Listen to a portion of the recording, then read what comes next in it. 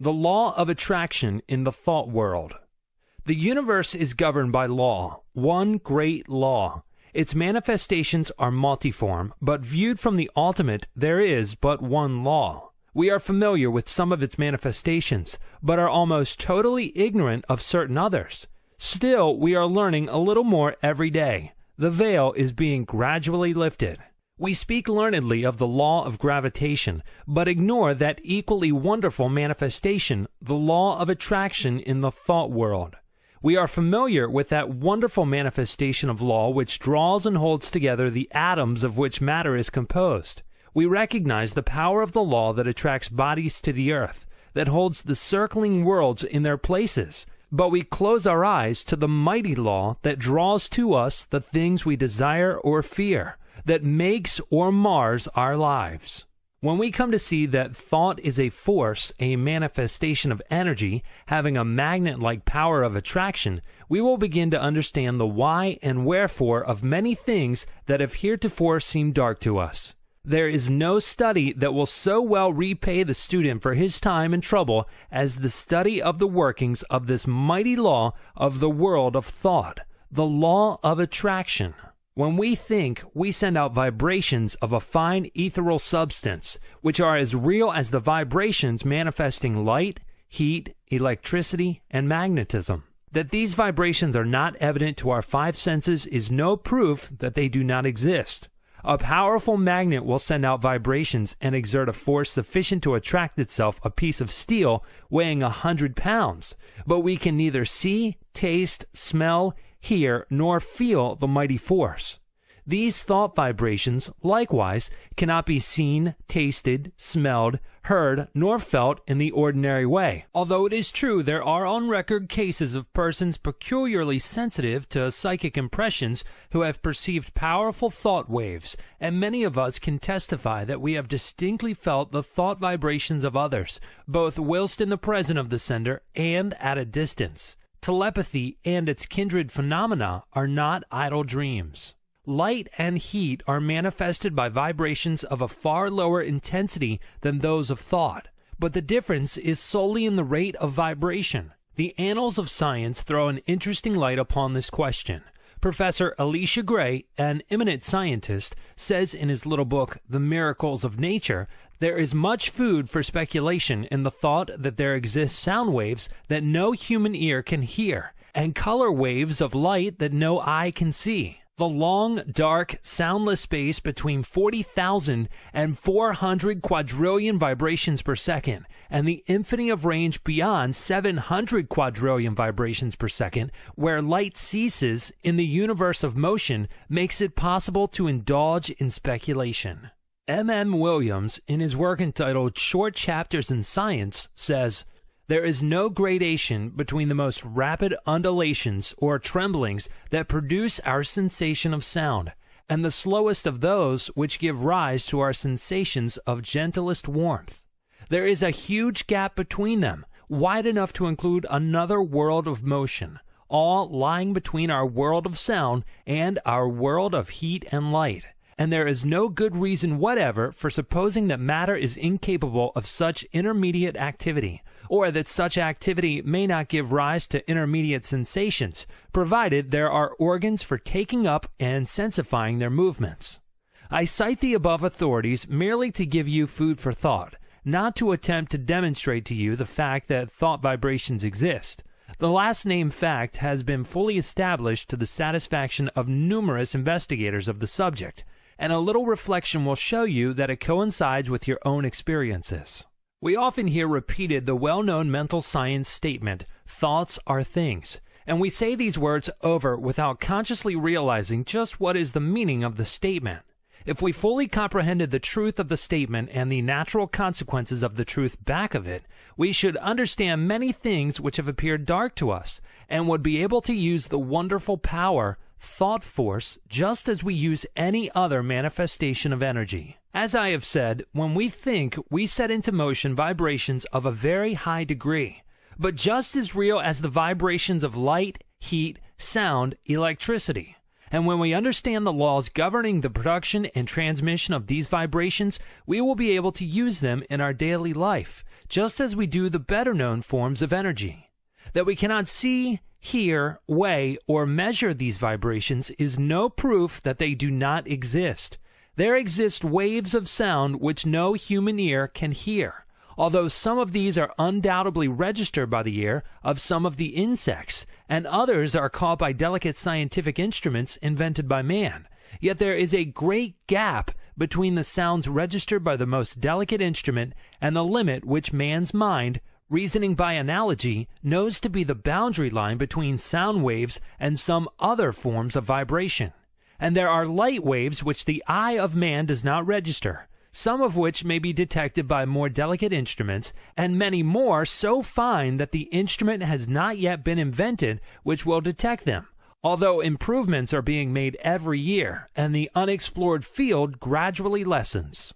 As new instruments are invented, new vibrations are registered by them, and yet the vibrations were just as real before the invention of the instrument as afterward. Supposing that we had no instruments to register magnetism, one might be justified in denying the existence of that mighty force, because it could not be tasted, felt, smelt, heard, seen, weighed, or measured.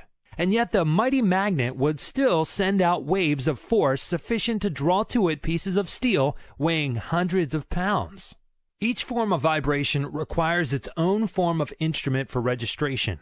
At present, the human brain seems to be the only instrument capable of registering thought waves, although occultists say that in this century scientists will invent apparatus sufficiently delicate to catch and register such impressions.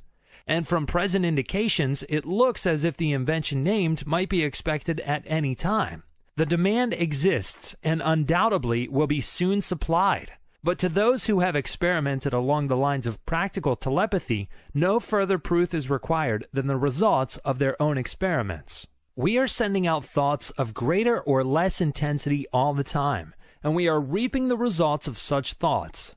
Not only do our thought waves influence ourselves and others, but they have a drawing power. They attract us the thoughts of others, things, circumstances, people, luck, in accord with the character of the thought uppermost in our minds. Thoughts of love will attract to us the love of others, circumstances and surroundings in accord with the thought, people who are of like thought. Thoughts of anger, hate, envy, malice, and jealousy will draw to us the foul brood of kindred thoughts emanating from the minds of others, circumstances in which we will be called upon to manifest these vile thoughts and will receive them in turn from others, people who will manifest in harmony, and so on. A strong thought, or a thought long continued, will make us the center of attraction for the corresponding thought waves of others. Like attracts like in the thought world. As ye sow, so shall ye reap. Birds of a feather flock together in the thought world. Curses, like chickens, come home to roost, and bringing their friends with them. The man or woman who is filled with love sees love on all sides and attracts the love of others. The man with hate in his heart gets all the hate he can stand. The man who thinks fight generally runs up against all the fight he wants before he gets through. And so it goes, each gets what he calls for over the wireless telepathy of the mind. The man who rises in the morning feeling grumpy usually manages to have the whole family in the same mood before the breakfast is over. The nagging woman generally finds enough to gratify her nagging propensity during the day. This matter of thought attraction is a serious one. When you stop to think of it, you will see that a man really makes his own surroundings, although he blames others for it. I have known people who understood this law to hold a positive, calm thought and be absolutely unaffected by the inharmony surrounding them. They were like the vessel from which the oil had been poured on the troubled waters. They rested safely and calmly whilst the tempest raged around them. One is not at the mercy of the fitful storms of thought after he has learned the workings of the law. We have passed through the age of physical force onto the age of intellectual supremacy and are now entering a new and almost unknown field, that of physical power. This field has its established laws, and we should acquaint ourselves with them, or we will be crowded to the wall, as are the ignorant on the plains of effort. I will endeavor to make plain to you the great underlying principles of this new field of energy which is opening up before us, that you may be able to make use of this great power and apply it for legitimate and worthy purposes, just as men are using steam, electricity, and other forms of energy today. Thought waves and their process of reproduction. Like a stone thrown into the water, thought produces ripples and waves which spread out over the great ocean of thought. There is this difference, however. The waves on the water move only on a level plane in all directions, whereas thought waves move in all directions from a common center, just as do the rays from the sun. Just as we here on earth are surrounded by a great sea of air, so are we surrounded by a great sea of mind. Our thought waves move through this vast mental ether, extending, however, in all directions, as I have explained, becoming somewhat lessened in intensity according to the distance traversed, because of the friction occasioned by the waves coming in contact with the great body of mind surrounding us on all sides. These thought waves have other qualities differing from the waves on the water. They have the property of reproducing themselves. In this respect, they resemble sound waves rather than waves upon the water. Just as a note of the violin will cause the thin glass to vibrate and sing, so will a strong thought tend to awaken similar vibrations in minds attuned to receive it. Many of the stray thoughts which come to us are but reflections or answering vibrations to some strong thought sent out by another.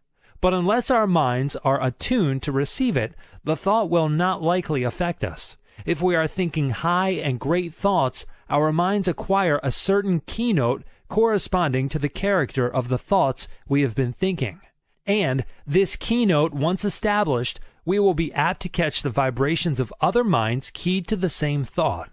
On the other hand, let us get into the habit of thinking thoughts of an opposite character, and we will soon be echoing the low order of thought emanating from the minds of the thousands thinking along the same lines. We are largely what we have thought ourselves into being, the balance being represented by the character of the suggestions and thought of others, which have reached us either directly by verbal suggestions or telepathically by means of such thought waves.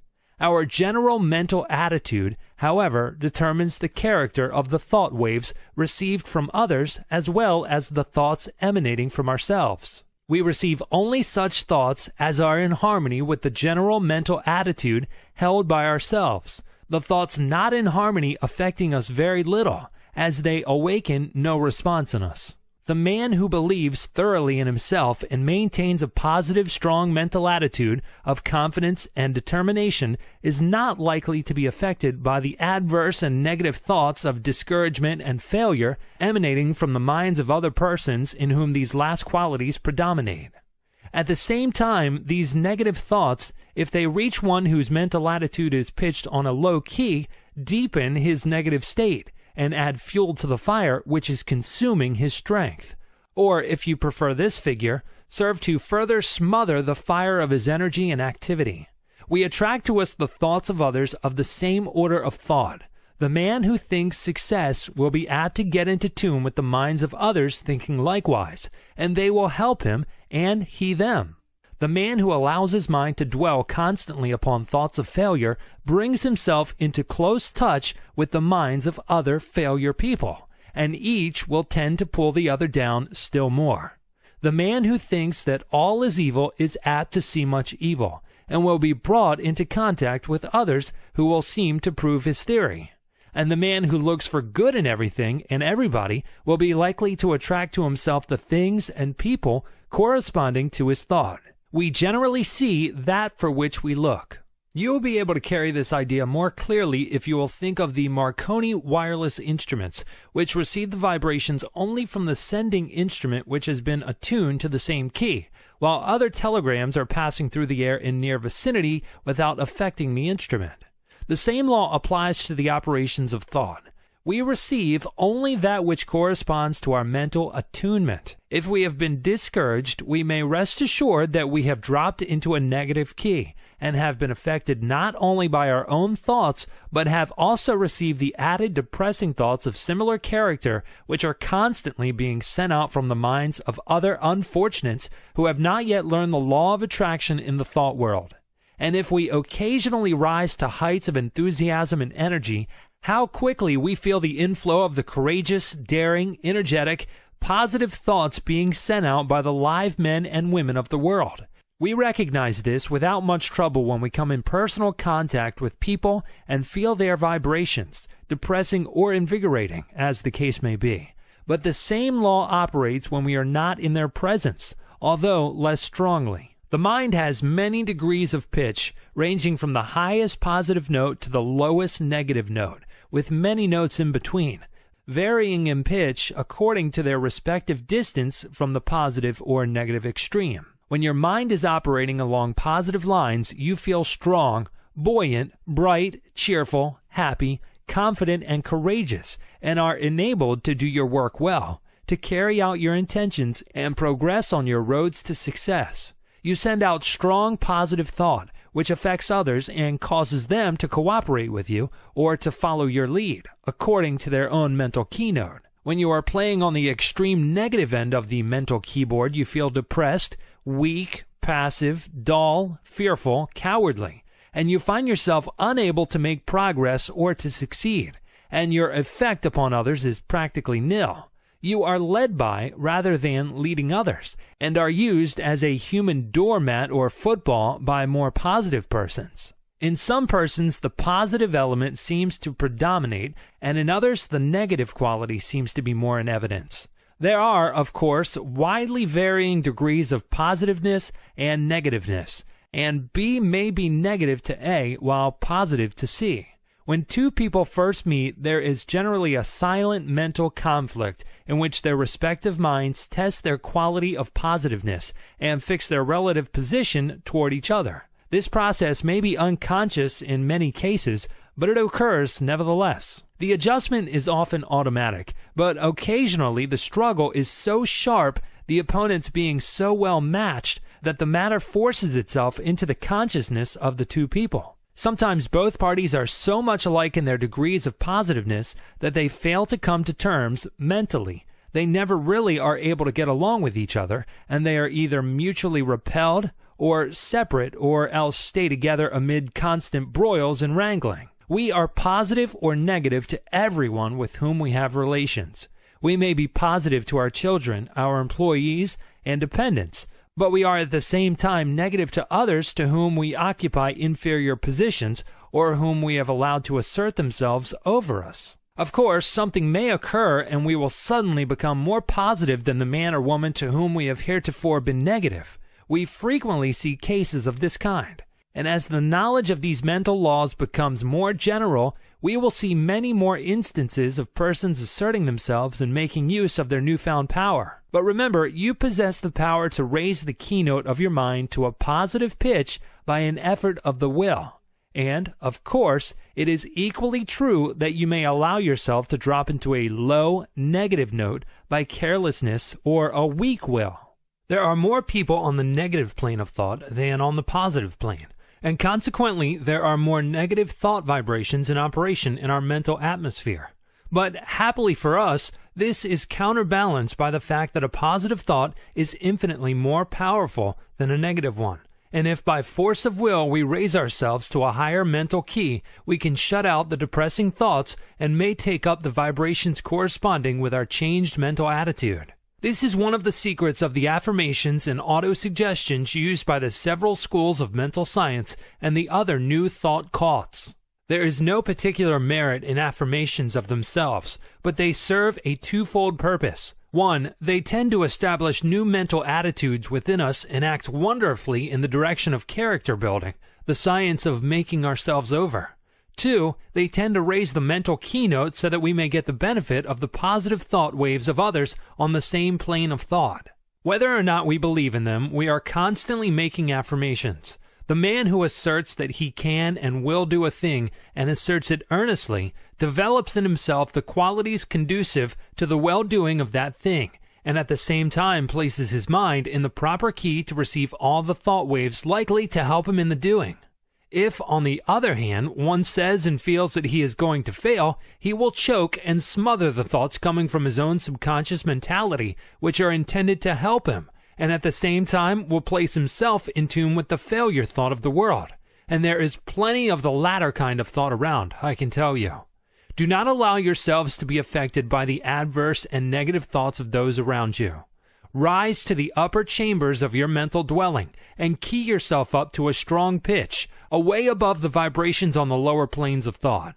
Then you will not only be immune to their negative vibrations, but will be in touch with the great body of strong positive thought coming from those of your own plane of development. My aim will be to direct and train you in the proper use of thought and will, that you may have yourself well in hand and may be able to strike the positive key at any moment you may feel it necessary. It is not necessary to strike the extreme note on all occasions. The better plan is to keep yourself in a comfortable key, without much strain, and to have the means at command whereby you can raise the pitch at once when occasion demands.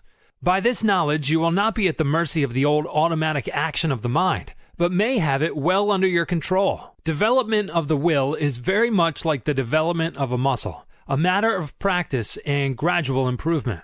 At first it is apt to be tiresome, but at each trial one grows stronger until the new strength becomes real and permanent. Many of us have made ourselves positive under sudden calls or emergencies. We are in the habit of bracing up when occasion demands. But by intelligent practice, you will be so much strengthened that your habitual state will be equal to your bracing up stage now. And then, when you find it necessary to apply the spur, you will be able to reach a stage not dreamed of at present. Do not understand me as advocating a high tension continuously. This is not at all desirable. Not only because it is apt to be too much of a strain upon you, but also because you will find it desirable to relieve the tension at times and become receptive that you may absorb impressions. It is well to be able to relax and assume a certain degree of receptiveness, knowing that you are always able to spring back to the more positive state at will. The habitually strongly positive man loses much enjoyment and recreation. Positive, you give out expressions. Receptive, you take in impressions. Positive, you are a teacher. Receptive, a pupil. It is not only a good thing to be a good teacher, but it is also very important to be a good listener at times. A talk about the mind. Man has but one mind, but he has many mental faculties, each faculty being capable of functioning along two different lines of mental effort. There are no distinct dividing lines separating the two several functions of a faculty, but they shade into each other as do the colors of the spectrum. An active effort of any faculty of the mind is the result of a direct impulse imparted at the time of the effort. A passive effort of any faculty of the mind is the result of either a preceding active effort of the same mind, an active effort of another along the lines of suggestion, thought vibrations from the mind of another, thought impulses from an ancestor transmitted by the laws of heredity, including impulses transmitted from generation to generation from the time of the original vibratory impulse imparted by the primal cause, which impulses gradually unfold and unsheath when the proper state of evolutionary development is reached. The active effort is newborn, fresh from the mint, whilst the passive effort is of less recent creation, and in fact is often the result of vibratory impulses imparted in ages long past. The active effort makes its own way, brushing aside the impeding vines and kicking from its path the obstructing stones. The passive effort travels along the beaten path. A thought impulse or motion impulse, originally caused by an active effort of faculty, may become by continued repetition, or habit, strictly automatic, the impulse given it by the repeated active effort developing a strong momentum, which carries it on along passive lines until stopped by another active effort or its direction changed by the same cause. On the other hand, thought impulses or motion impulses continued along passive lines may be terminated or corrected by an active effort. The active function creates, changes, or destroys. The passive function carries on the work given it by the active function and obeys orders and suggestions. The active function produces the thought habit or motion habit and imparts to it the vibrations which carry it on along the passive lines thereafter. The active function also has the power to send forth vibrations which neutralize the momentum of the thought habit or motion habit. It also is able to launch a new thought habit or motion habit with stronger vibrations, which overcomes and absorbs the first thought or motion and substitutes the new one. All thought impulses or motion impulses, once started on their errands, continue to vibrate along passive lines until corrected or terminated by subsequent impulses imparted by the active function or other controlling power. The continuance of the original impulse adds momentum and force to it, and renders its correction or termination more difficult. This explains that which is called the force of habit. I think that this will be readily understood by those who have struggled to overcome a habit which had been easily acquired. The law applies to good habits as well as bad.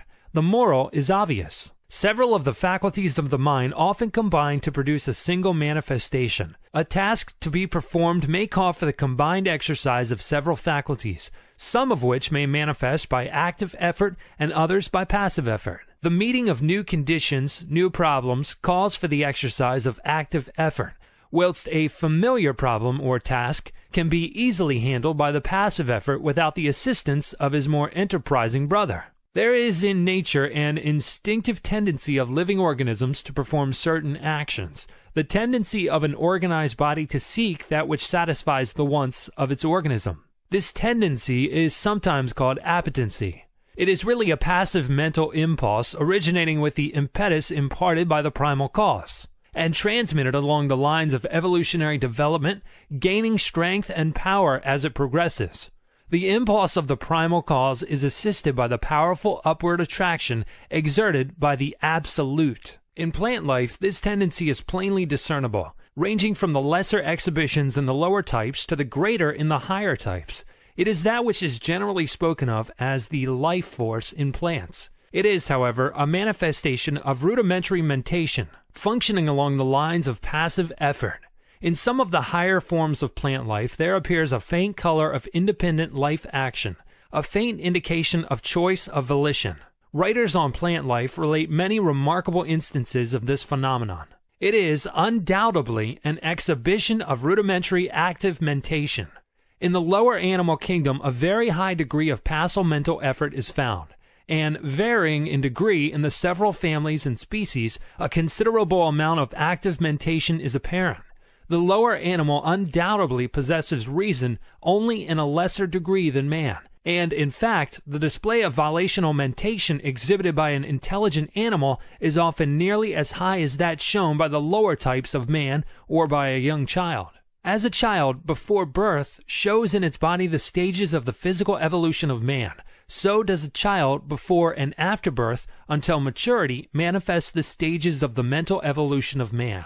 Man, the highest type of life yet produced, at least upon this planet, shows the highest form of passive mentation, and also a much higher development of active mentation than is seen in the lower animals, and yet the degrees of that power vary widely among the different races of men. Even among men of our race, the different degrees of active mentation are plainly noticeable. These degrees not depending by any means upon the amount of culture, social position, or educational advantages possessed by the individual. Mental culture and mental development are two very different things. You have but to look around you to see the different stages of the development of active mentation in man.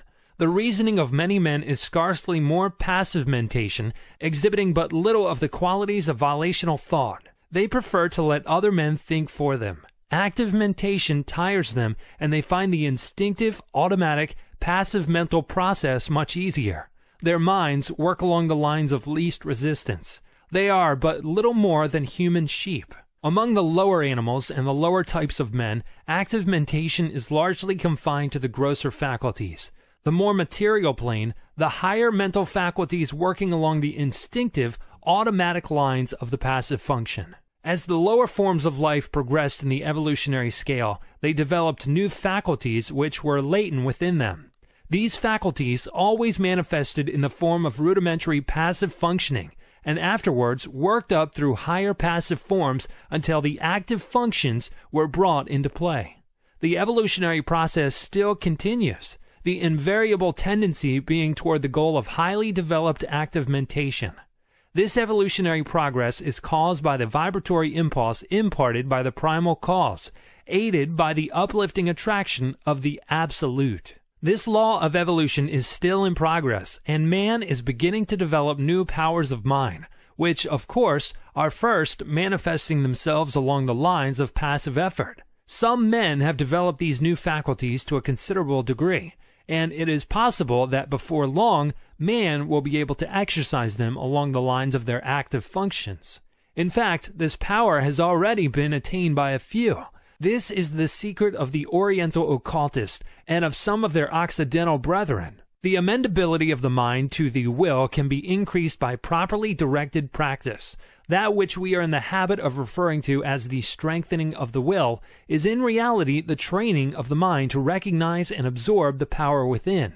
The will is strong enough, it does not need strengthening, but the mind needs to be trained to receive and act upon the suggestions of the will. The will is the outward manifestation of the I Am. The will current is flowing in full strength along the spiritual wires, but you must learn how to raise the trolley pole to touch it before the mental car will move. This is a somewhat different idea from that which you have been in the habit of receiving from writers on the subject of willpower, but it is correct, as you will demonstrate to your own satisfaction if you will follow up the subject by experiments along the proper lines. The attraction of the Absolute is drawing man upward, and the vibratory force of the primal impulse has not yet exhausted itself.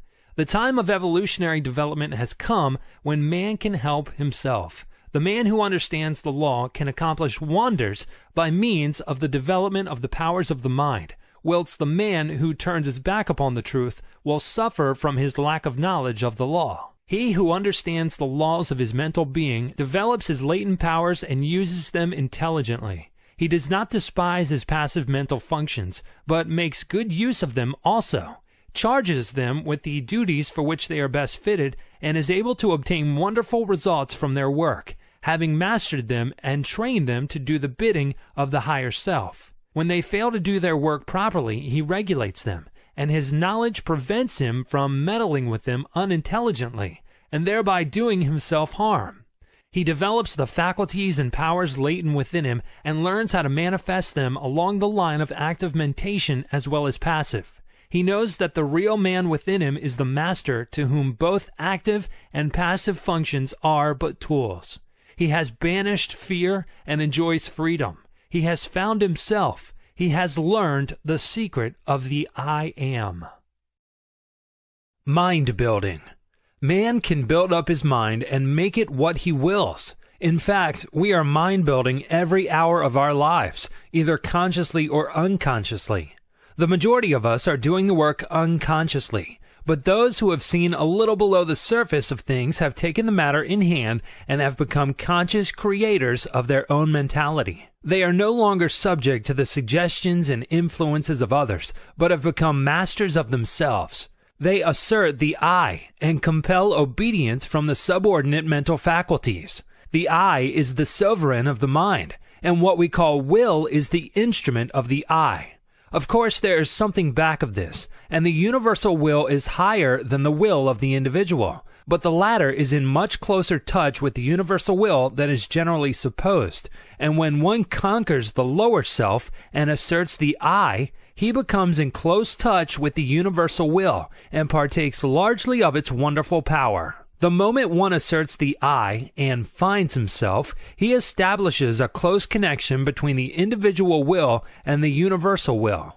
But before he is able to avail himself of the mighty power at his command, he must first effect the mastery of the lower self. Think of the absurdity of man claiming to manifest powers when he is the slave of the lower parts of his mental being, which should be subordinate. Think of a man being the slave of his moods, passions, animal appetites, and lower faculties, and at the same time trying to claim the benefits of the will.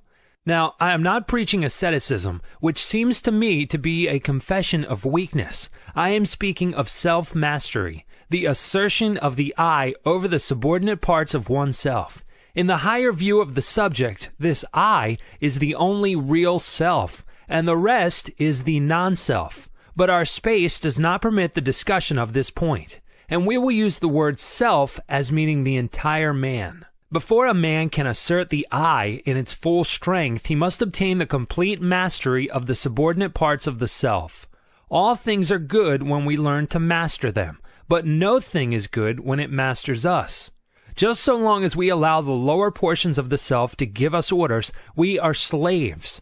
It is only when the I mounts his throne and lifts the scepter that order is established and things assume their proper relation to each other. We are finding no fault with those who are swayed by their lower selves. They are in a lower grade of evolution and will work up in time. But we are calling the attention of those who are ready to the fact that the sovereign must assert his will and that the subjects must obey.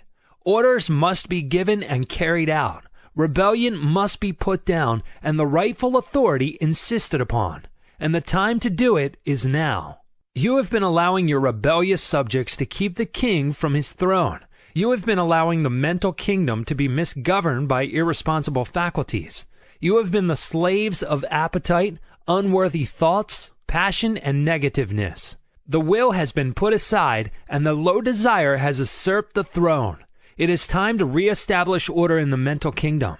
You are able to assert the mastery over any emotion, appetite, passion, or class of thoughts by the assertion of the will. You can order fear to go to the rear, jealousy to leave your presence, hate to depart from your sight, anger to hide itself, worry to cease troubling you, uncontrolled appetite and passion to bow in submission and to become humble slaves instead of masters, all by the assertion of the I.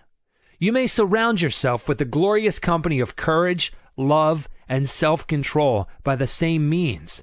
You may put down the rebellion and secure peace and order in your mental kingdom if you will but utter the mandate and insist upon its execution. Before you march forth to empire, you must establish the proper internal condition, must show your ability to govern your own kingdom. The first battle is the conquest of the lesser self by the real self. Affirmation. I am asserting the mastery of my real self. Repeat these words earnestly and positively during the day at least once an hour, and particularly when you are confronted with conditions which tempt you to act on the lines of the lesser self instead of following the course dictated by the real self. In the moment of doubt and hesitation, say these words earnestly, and your way will be made clear to you. Repeat them several times after you retire and settle yourself to sleep. But be sure to back up the words with the thought inspiring them, and do not merely repeat them parrot-like. Form the mental image of the real self asserting its mastery over the lower planes of your mind. See the king on his throne. You will become conscious of an influx of new thought, and things which have seemed hard for you will suddenly become much easier. You will feel that you have yourself well in hand, and that you are the master and not the slave. The thought you are holding will manifest itself in action, and you will steadily grow to become that which you have in mind. Exercise. Fix the mind firmly on the higher self, and draw inspiration from it when you feel led to yield to the promptings of the lower part of your nature. When you are tempted to burst into anger, assert the I, and your voice will drop. Anger is unworthy of the developed self. When you feel vexed and cross, remember what you are and rise above your feeling. When you feel fearful, remember that the real self fears nothing and assert courage. When you feel jealousy inciting, think of your higher nature and laugh. And so on, asserting the real self and not allowing the things on the lower plane of mentality to disturb you. They are unworthy of you and must be taught to keep their places. Do not allow these things to master you. They should be your subjects, not your masters.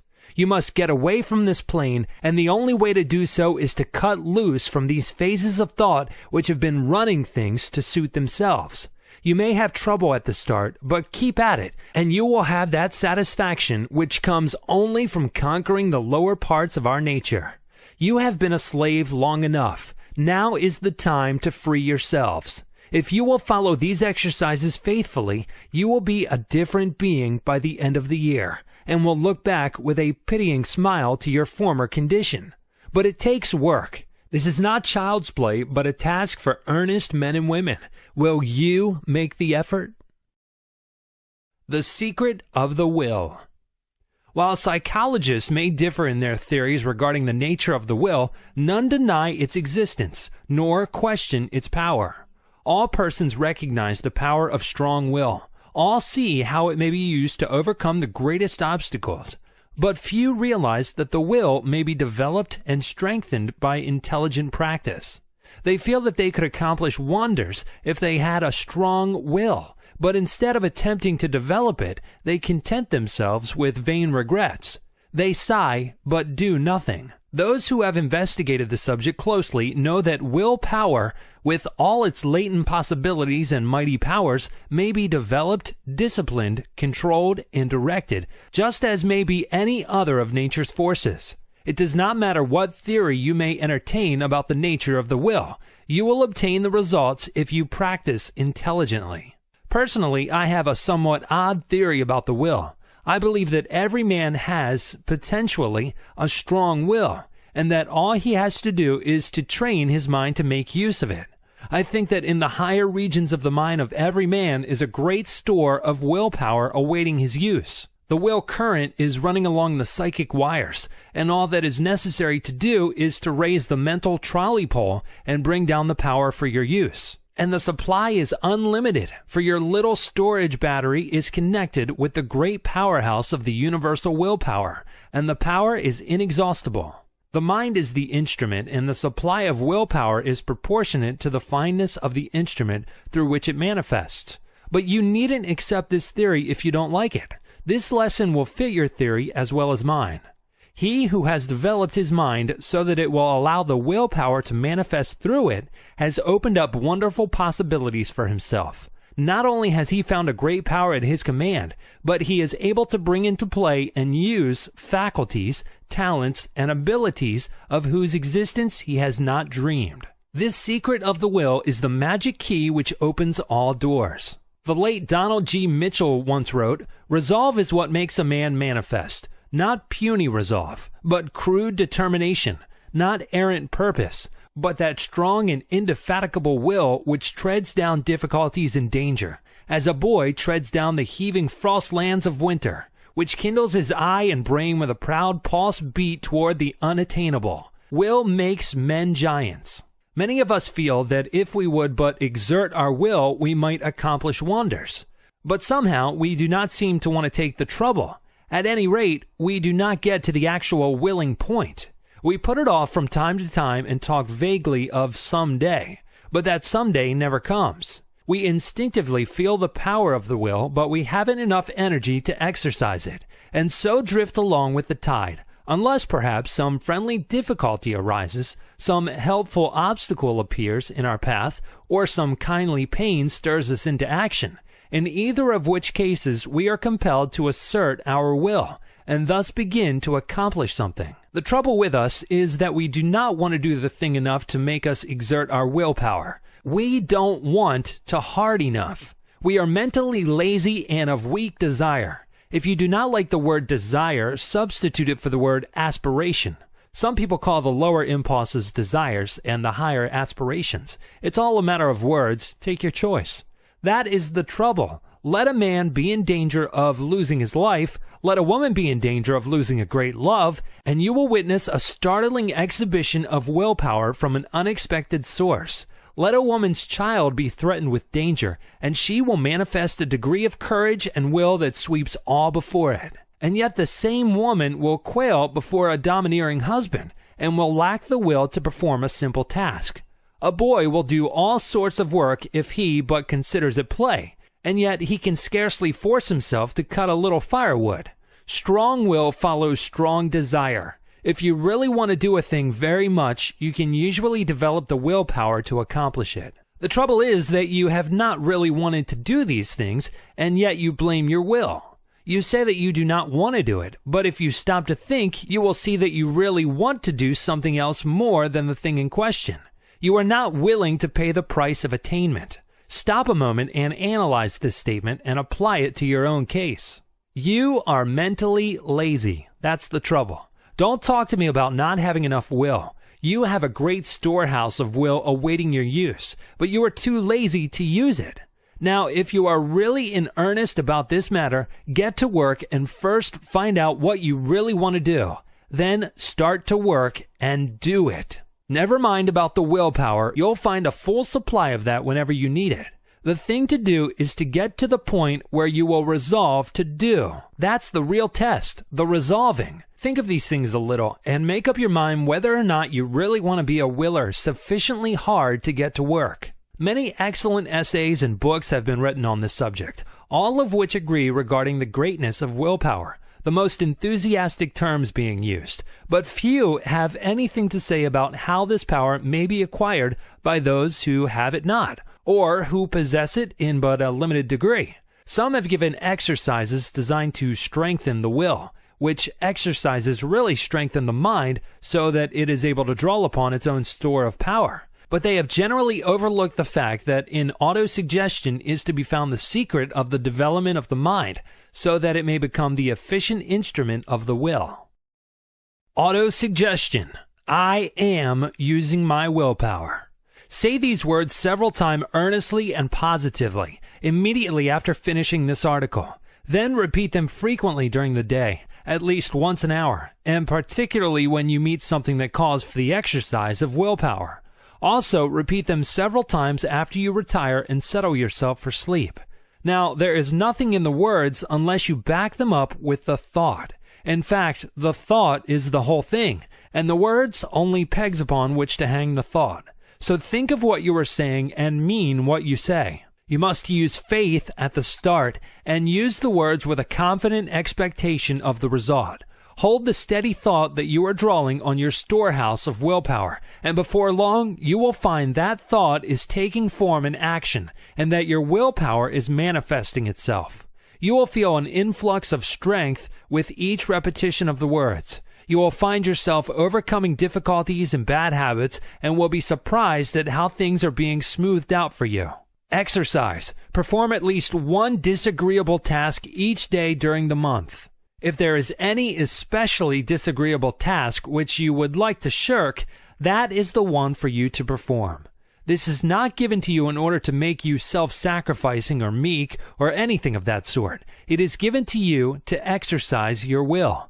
Anyone can do a pleasant thing cheerfully, but it takes will to do the unpleasant thing cheerfully, and that is how you must do the work. It will prove a most valuable discipline to you. Try it for a month and you will see where it comes in. If you shirk this exercise, you had better stop right here and acknowledge that you do not want willpower and are content to stay where you are and remain a weakling. How to become immune to injurious thought attraction. The first thing to do is to begin to cut out fear and worry. Fear thought is the cause of much unhappiness and many failures. You have been told this thing over and over again, but it will bear repeating.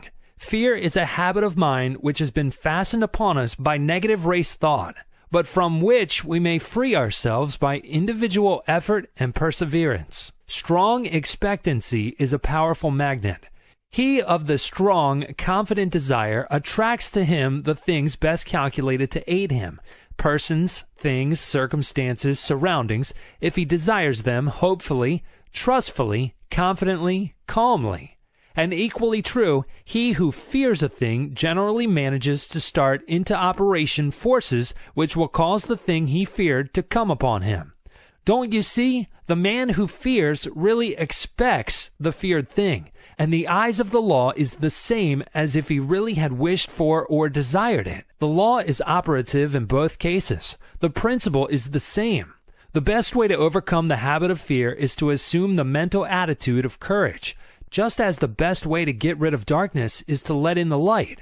It is a waste of time to fight a negative thought habit by recognizing its force and trying to deny it out of existence by mighty efforts. The best, surest, easiest, and quickest method is to assume the existence of the positive thought desired in its place, and by constantly dwelling upon the positive thought, manifest it into objective reality. Therefore, instead of repeating, "I'm not afraid," say boldly, "I am full of courage. I am courageous." You must assert, "There's nothing to fear," which, although in the nature of a denial, simply denies the reality of the object causing fear rather than admitting the fear itself and then denying it.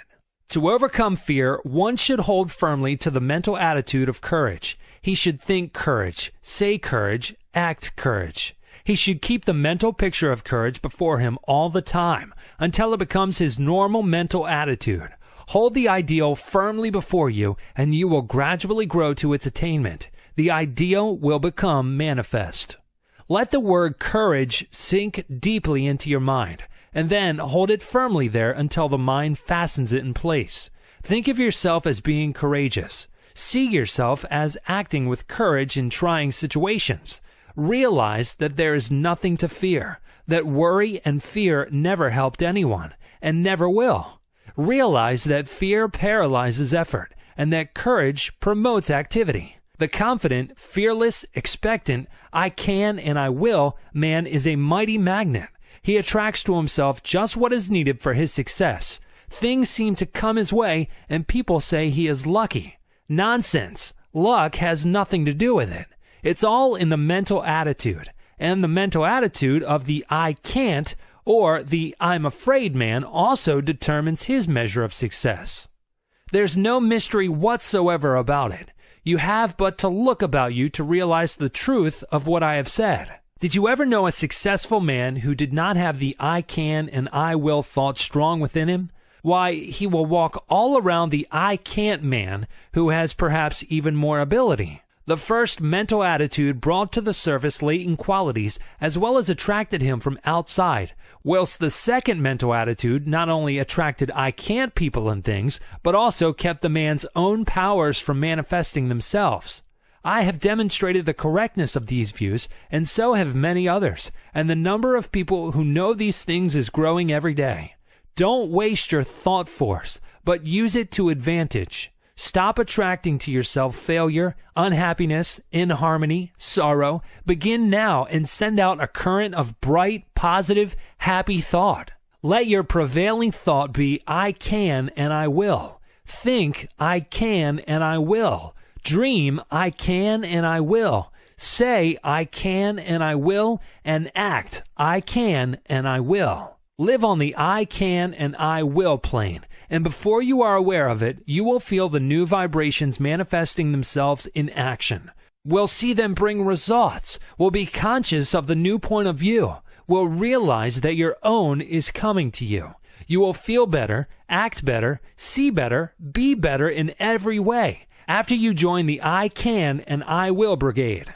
Fear is the parent of worry, hate, jealousy, malice, anger, discontent, failure, and all the rest.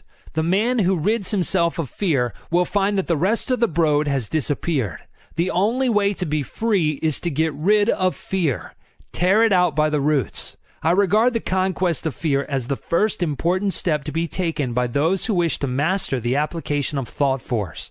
So long as fear masters you, you are in no condition to make progress in the realm of thought. And I must insist that you start to work at once to get rid of this obstruction.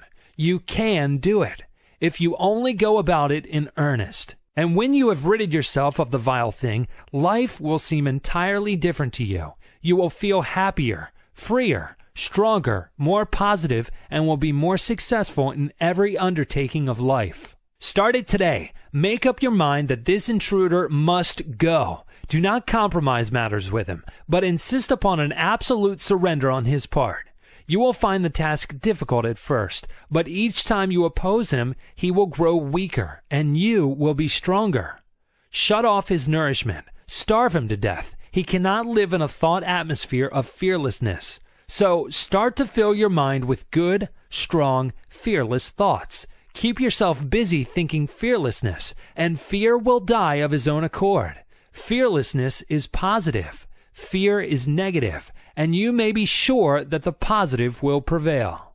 So long as fear is around with his but, if, suppose, I'm afraid, I can't, what if, and all the rest of his cowardly suggestions, you will not be able to use your thought force to the best advantage. Once you get him out of the way, you will have clear sailing, and every inch of thought sail will catch the wind. He is a Jonah. Overboard with him. The whale that swallows him will have my sympathy. I advise that you start in to do some of the things which you feel you could do if you were not afraid to try. Start to work to do these things, affirming courage all the way through, and you will be surprised to see how the changed mental attitude will clear away obstacles from your path and will make things very much easier than you had anticipated. Exercises of this kind will develop you wonderfully, and you will be much gratified at the result of a little practice along these lines. There are many things before you awaiting accomplishment, which you can master if you will only throw aside the yoke of fear, if you will only refuse to accept the race suggestion, and will boldly assert the I and its power. And the best way to vanquish fear is to assert courage and stop thinking of fear. By this plan, you will train the mind into new habits of thought, thus eradicating the old negative thoughts which have been pulling you down and holding you back. Take the word courage with you as your watchword and manifest it in action. Remember, the only thing to fear is fear. And, well, don't even fear fear, for he's a cowardly chap at the best, who will run if you show a brave front. The transmutation of negative thought. Worry is the child of fear. If you kill out fear, worry will die for want of nourishment. This advice is very old, and yet it is always worthy of repetition, for it is a lesson of which we are greatly in need. Some people think that if we kill out fear and worry, we will never be able to accomplish anything. I have read editorials in the great journals in which the writers held that without worry one can never accomplish any of the great tasks of life, because worry is necessary to stimulate interest and work. This is nonsense, no matter who utters it. Worry never helped to accomplish anything. On the contrary, it stands in the way of accomplishment and attainment. The motive underlying action and doing things is desire and interest. If one earnestly desires a thing, he naturally becomes very interested in its accomplishment and is quick to seize upon anything likely to help him to gain the thing he wants. More than that, his mind starts up a work on the subconscious plane that brings into the field of consciousness many ideas of value and importance. Desire and interest are the causes that result in success. Worry is not desire. It is true that if one's surroundings and environments become intolerable, he is driven in desperation to some efforts that will result in throwing off the undesirable conditions and in the acquiring of those more in harmony with his desire.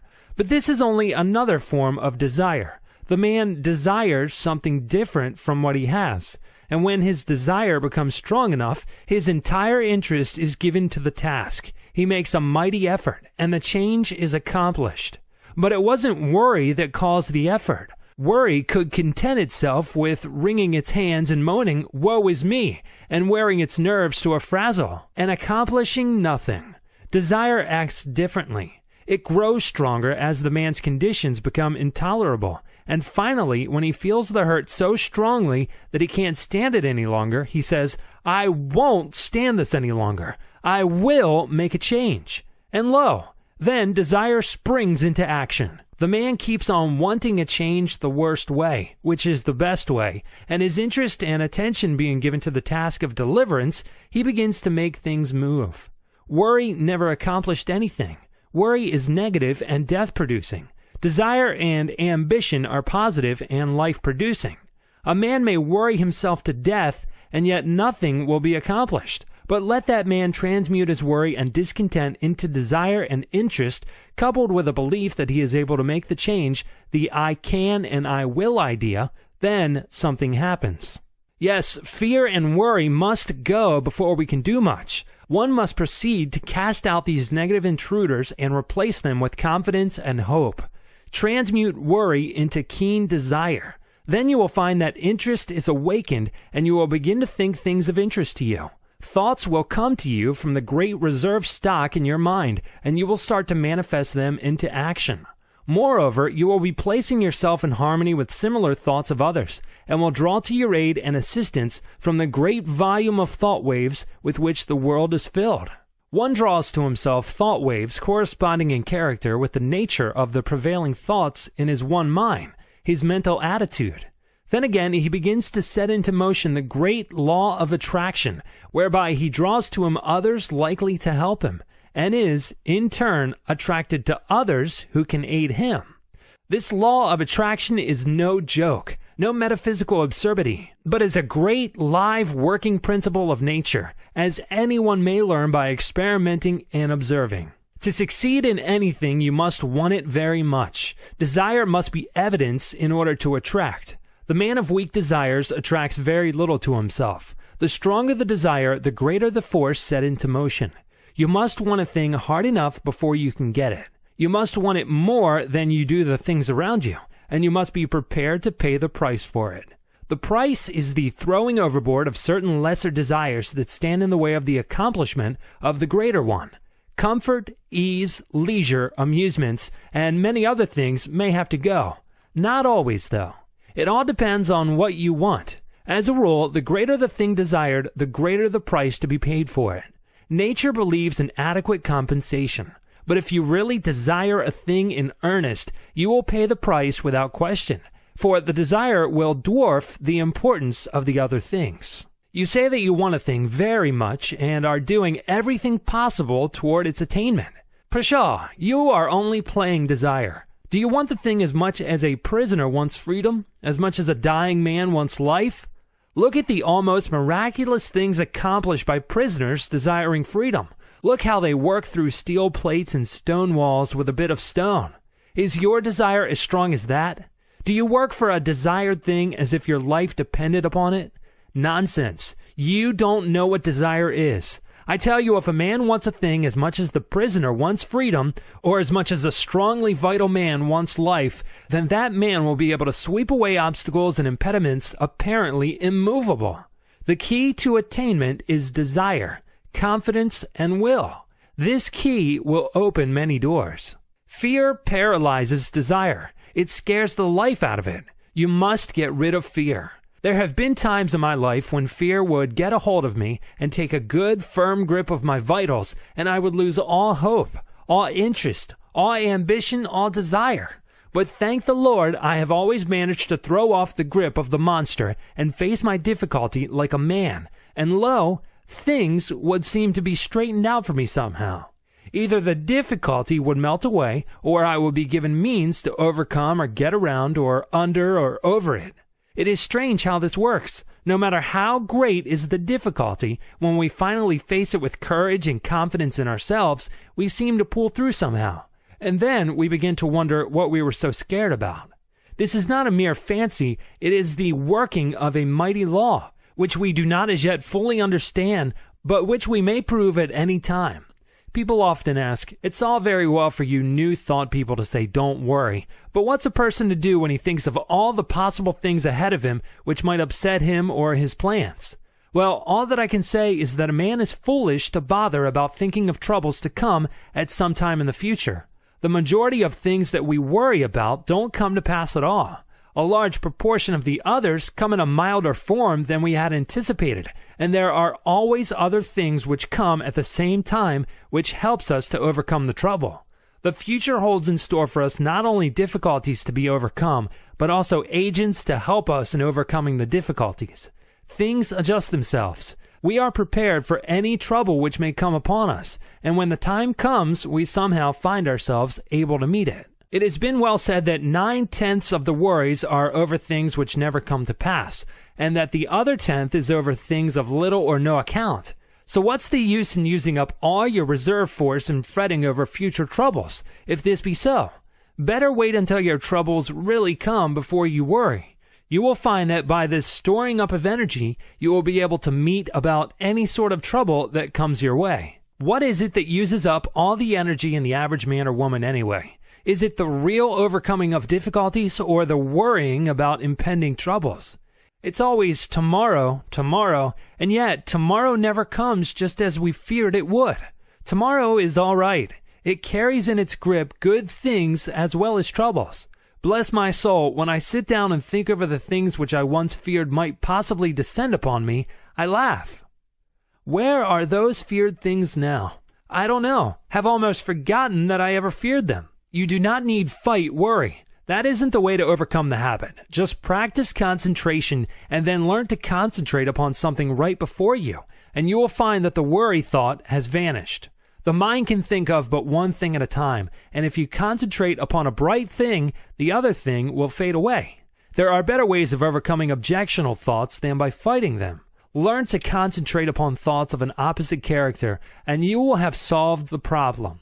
When the mind is full of worry thoughts, it cannot find time to work out plans to benefit you. But when you have concentrated upon bright, helpful thoughts, you will discover that it will start to work subconsciously, and when the time comes, you will find all sorts of plans and methods by which you will be able to meet the demands upon you.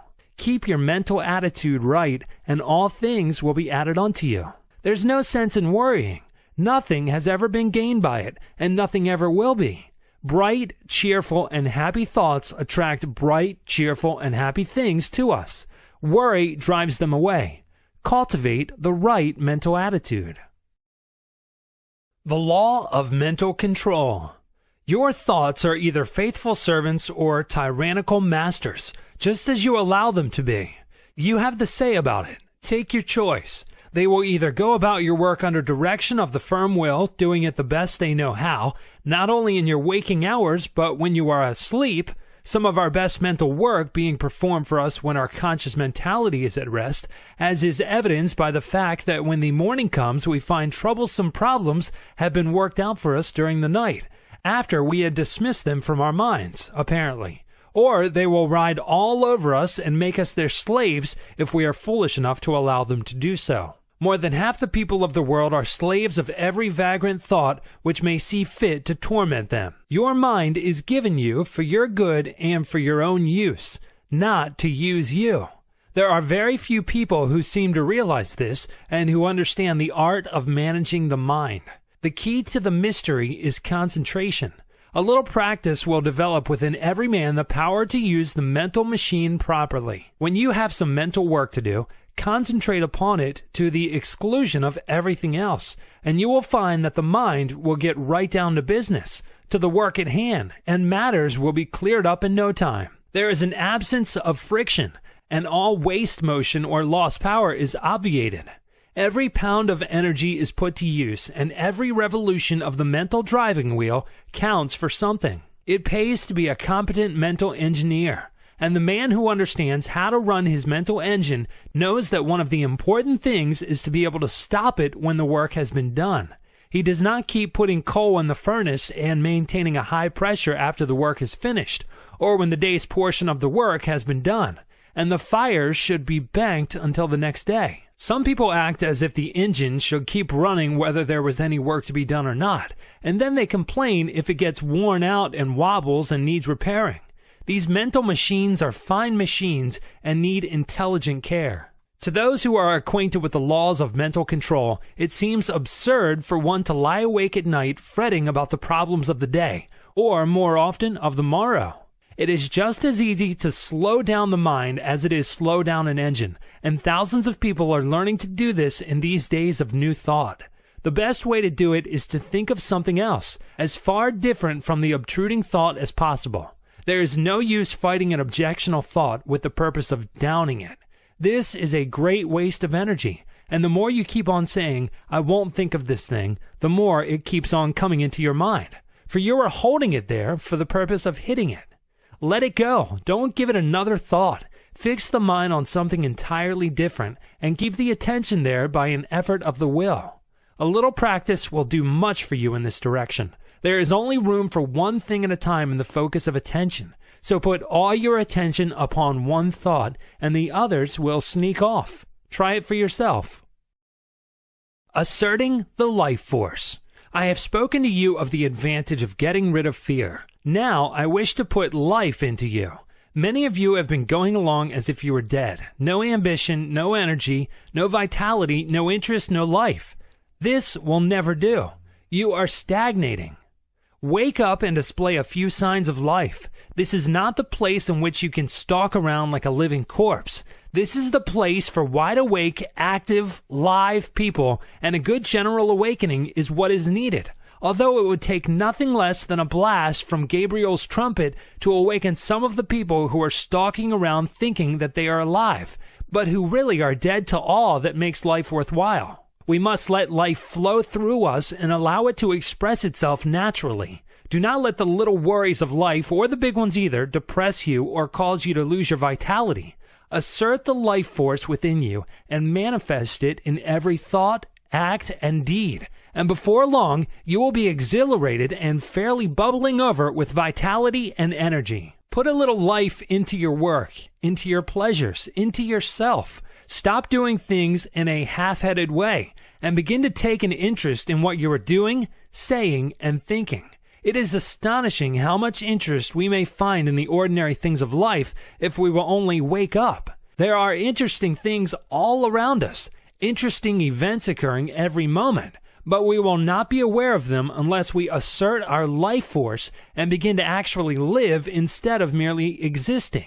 No man or woman ever amounted to anything unless he or she put life into the tasks of everyday life, the acts, the thoughts. What the world needs is live men and women. Just look into the eyes of the people whom you meet and see how few of them are really alive. The most of them lack that expression of conscious life which distinguishes the man who lives from the one who simply exists. I want you to acquire this sense of conscious life so that you may manifest it in your life and show what mental science has done for you. I want you to get to work today and begin to make yourselves over according to the latest pattern.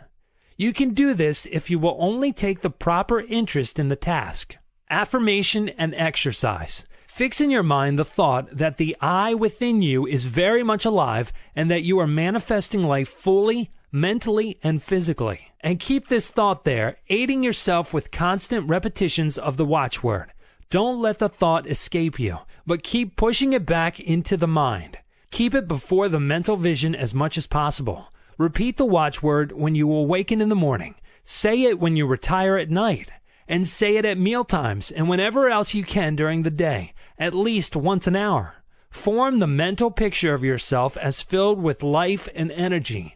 Live up to it as far as possible. When you start in to perform a task, say, I am alive, and mix up as much life as possible in the task. If you find yourself feeling depressed, say, I am alive, and then take a few deep breaths, and with every inhalation, let the mind hold the thought that you are breathing in strength and life, and as you exhale, hold the thought that you are breathing out all the old, dead, negative conditions and are glad to get rid of them. Then finish up with an earnest, vigorous affirmation, I am alive, and mean it when you say it too. And let your thoughts take form in action. Don't rest content with merely saying that you are alive, but prove it with your acts.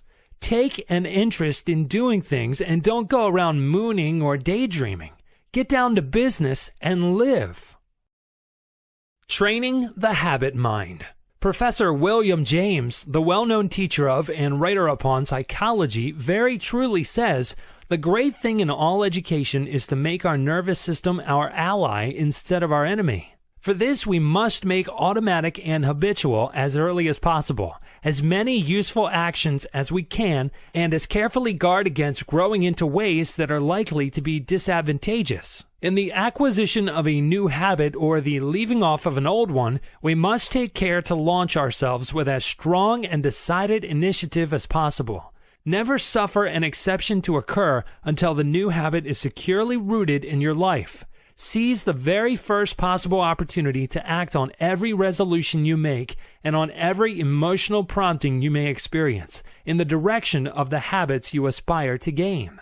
This advice is along the lines familiar to all students of mental science, but it states the matter more plainly than the majority of us have done. It impresses upon us the importance of passing on to the subconscious mind the proper impulses, so that they will become automatic and second nature. Our subconscious mentality is a great storehouse for all sorts of suggestions from ourselves and others, and as it is the habit mind, we must be careful to send it the proper material from which it may make habits. If we get into the habit of doing certain things, we may be sure that the subconscious mentality will make it easier for us to do just the same thing over and over again, easier each time, until finally we are firmly bound with the ropes and chains of the habit, and find it more or less difficult, sometimes almost impossible, to free ourselves from the hateful thing. We should cultivate good habits against the hour of need. The time will come when we will be required to put forth our best efforts, and it rests with us today whether that hour of need shall find us doing the proper thing automatically and almost without thought, or struggling to do it, bound down and hindered with the chains of things opposed to that which we desire at the moment.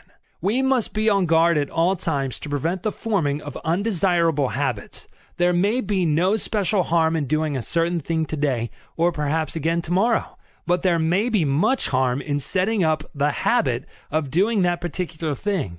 If you are confronted with the question, which of these two things should I do? The best answer is, I will do that which I would like to become a habit with me. In forming a new habit or in breaking an old one, we should throw ourselves into the task with as much enthusiasm as possible in order to gain the most ground before the energy expends itself when it meets with friction from the opposing habits already formed.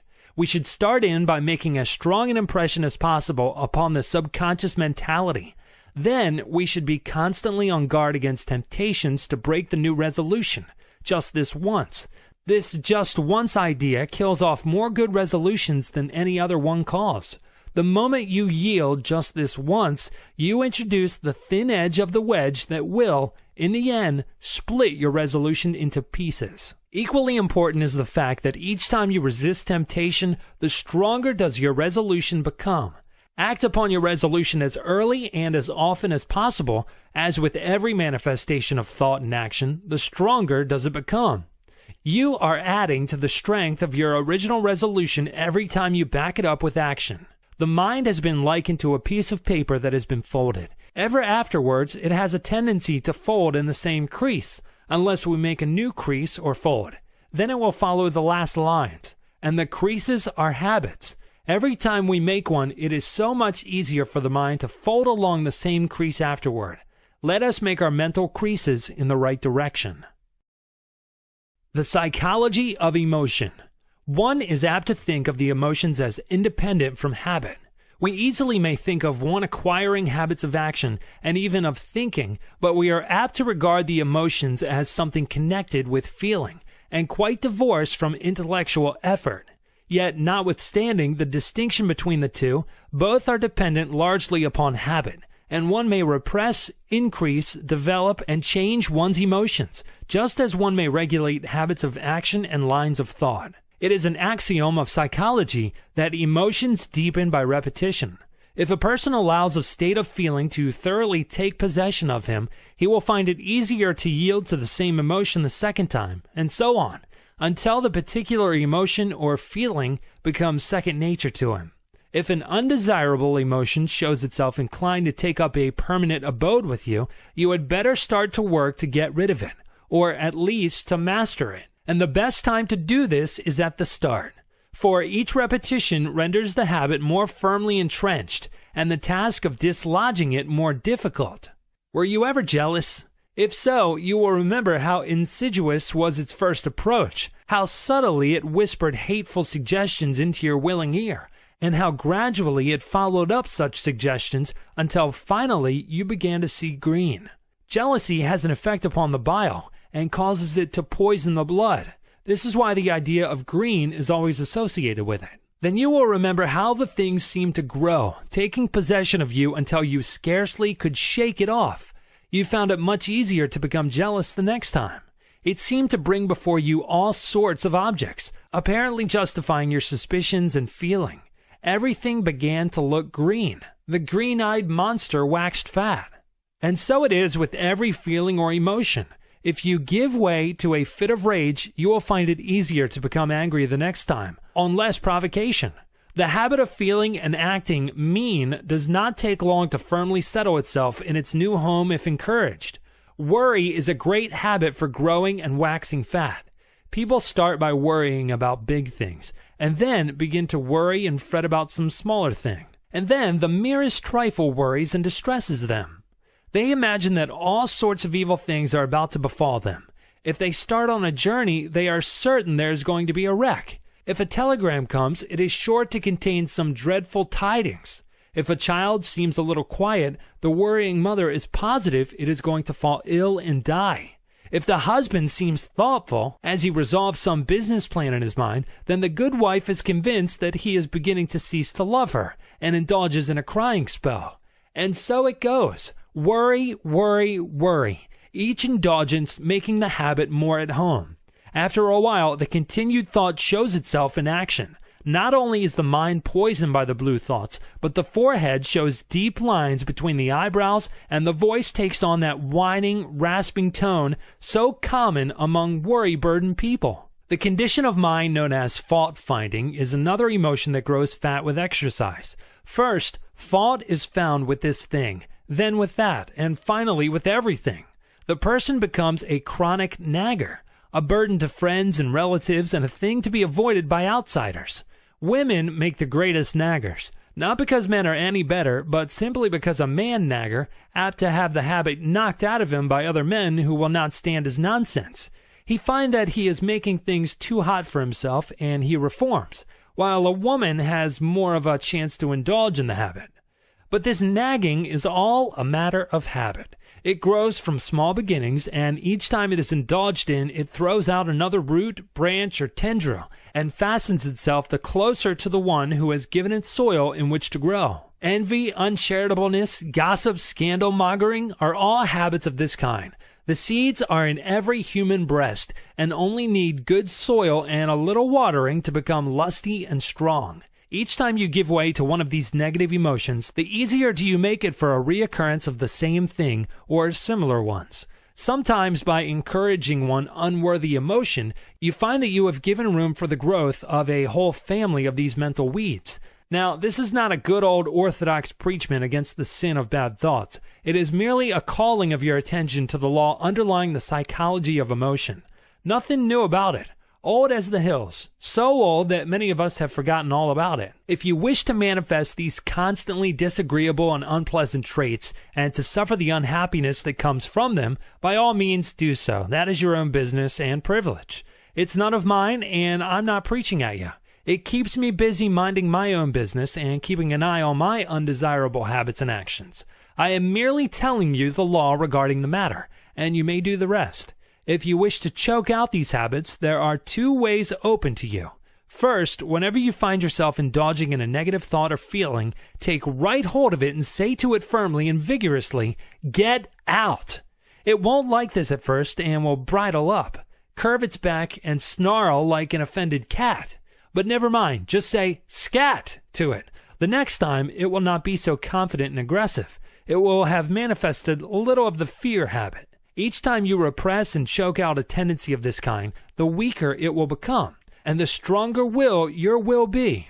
Professor James says, refuse to express passion and it dies. Count 10 before venting your anger, and its occasion seems ridiculous. Whistling to keep courage is no mere figure of speech. On the other hand, sit all day in a moping posture, sigh, and reply to everything with a dismal voice, and your melancholy lingers. There is no more valuable precept in moral education than this. As all who have experience know, if we wish to conquer emotional tendencies in ourselves, we must assiduously and in the first instance cold-bloodedly go through the outward movements of those contrary dispositions we prefer to cultivate. Smooth the brow, brighten the eye, contract the dorsal rather than the ventral aspect of the frame, and speak in a major key. Pass the genial compliment, and your heart must be frigid indeed if it does not gradually thaw. Developing new brain cells. I have spoken of the plan of getting rid of undesirable states of feeling by driving them out. But a far better way is to cultivate the feeling or emotion directly opposed to the one you wish to eradicate. We are very apt to regard ourselves as the creatures of our emotions and feelings, and to fancy that these feelings and emotions are we. But such is far from being the truth. It is true that the majority of the race are slaves of their emotions and feelings, and are governed by them to a great degree. They think that feelings are things that rule one and from which one cannot free himself, and so they cease to rebel. They yield to the feeling without question, although they may know that the emotion or mental trait is calculated to injure them, and to bring unhappiness and failure instead of happiness and success. They say, "We are made that way," and let it go at that. The new psychology is teaching the people better things. It tells them that they are the masters of their emotions and feelings, instead of being their slaves. It tells them that brain cells may be developed that will manifest along desirable lines, and that the old brain cells that have been manifesting so unpleasantly may be placed on the retired list and allowed to atrophy from want of use. People may make themselves over and change their entire natures. This is not mere idle theory, but is a working fact which has been demonstrated by thousands of people, and which is coming more and more before the attention of the race. No matter what theory of mind we entertain, we must admit that the brain is the organ and instrument of the mind, in our present state of existence, at least, and that the brain must be considered in this manner. The brain is like a wonderful musical instrument, having millions of keys, upon which we may play innumerable combinations of sounds. We come into the world with certain tendencies, temperaments, and predispositions. We may account for these tendencies by heredity, or we may account for them upon theories of pre-existence, but the facts remain the same. Certain keys seem to respond to our touch more easily than others.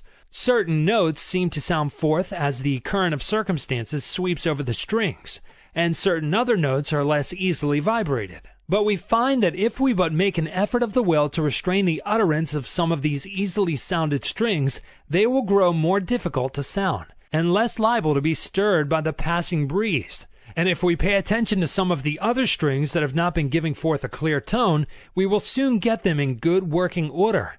Their notes will chime forth clear and vibrant, and will drown the less pleasant sounds. We have millions of unused brain cells awaiting our cultivation.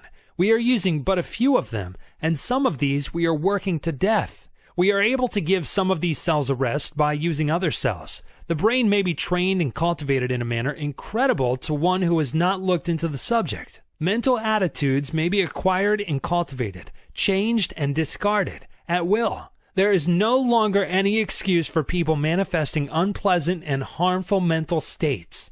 We have the remedy in our own hands. We acquire habits of thought, feeling, and action, repeated use. We may be born with a tendency in a certain direction, or we may acquire tendencies by suggestions from others, such as the examples of those around us, suggestions from reading, listening to teachers.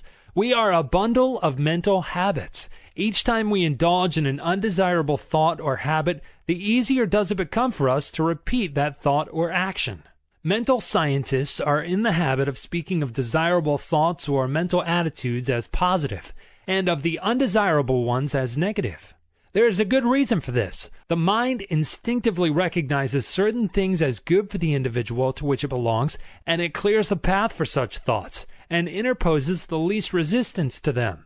They have a much greater effort than an undesirable thought possesses, and one positive thought will counteract a number of negative thoughts.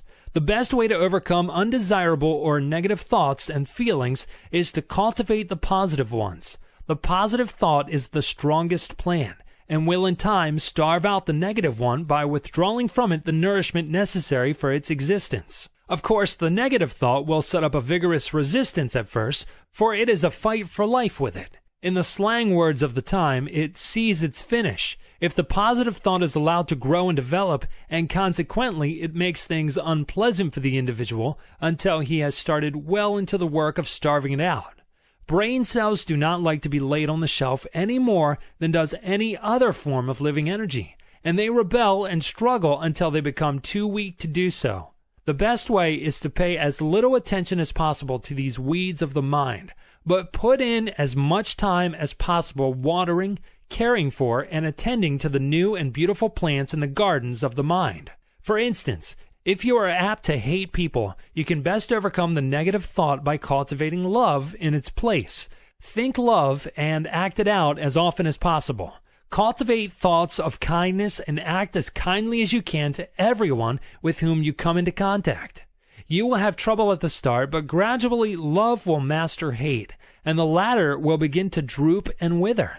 If you have a tendency toward the blues, cultivate a smile and a cheerful view of things. Insist upon your mouth wearing upturned corners and make an effort of the will to look upon the bright side of things. The blue devils will set up a fight, of course, but pay no attention to them. Just go on cultivating optimism and cheerfulness. Let bright, cheerful, and happy be your watchword, and try to live it out. These recipes may seem very old and time-worn, but they are psychological truths and may be used by you to advantage. If you once comprehend the nature of the thing, the affirmations and autosuggestions of the several schools may be understood and taken advantage of. You may make yourself energetic instead of slothful, active instead of lazy by this method. It is all a matter of practice and steady work. New thought people often have much to say about holding the thought, and indeed it is necessary to hold the thought in order to accomplish results. But something more is needed. You must act out the thought until it becomes a fixed habit with you. Thoughts take form in action, and in turn, actions influence thought. So by acting out certain lines of thought, the actions react upon the mind, and increase the development of the part of the mind having close relation to the act. Each time the mind entertains a thought, the easier becomes the resulting action, and each time an act is performed, the easier becomes the corresponding thought. So you see, the thing works both ways, action and reaction. If you feel cheerful and happy, it is very natural for you to laugh. And if you will laugh a little, you will begin to feel bright and cheerful. Do you see what I'm trying to get at? Here it is, in a nutshell. If you wish to cultivate a certain habit of action, begin by cultivating the mental attitude corresponding to it. And as a means of cultivating that mental attitude, start in to act out or go through the motions of the act corresponding to the thought. Now, see if you cannot apply this rule. Take up something that you really feel should be done, but which you do not feel like doing. Cultivate the thought leading up to it. Say to yourself, I like to do so-and-so. And then go through the motions, cheerfully remember, and act out the thought that you like to do the thing. Take an interest in the doing. Study out the best way to do it. Put brains into it. Take a pride in it. And you will find yourself doing the thing with a considerable amount of pleasure and interest. You will have cultivated a new habit. If you prefer trying it on some mental trait of which you wish to be rid, it will work the same way. Start in to cultivate the opposite trait and think it out and act it out for all you are worth. Then watch the change that will come over you. Don't be discouraged at the resistance you will encounter at first, but sing gaily, I can and I will, and get to work in earnest. The important thing in this work is to keep cheerful and interested. If you manage to do this, the rest will be easy. The attractive power, desire force. We have discovered the necessity of getting rid of fear, that your desire may have full strength with which to work. Supposing that you have mastered this part of the task, or at least started on the road to mastery, I will now call your attention to another important branch of the subject. I allude to the subject of mental leaks. No, I don't mean the leakage arising from your failure to keep your own secrets. That is also important, but forms another story. The leakage I am now referring to is that occasioned by the habit of having the attention attracted to and distracted by every passing fancy. In order to attain a thing, it is necessary that the mind should fall in love with it and be conscious of its existence, almost to the exclusion of everything else. You must get in love with the thing you wish to attain, just as much as you would if you were to meet the girl or man you wish to marry. I do not mean that you should become a monomaniac upon the subject and should lose all interest in everything else in the world. That won't do, for the mind must have recreation and change.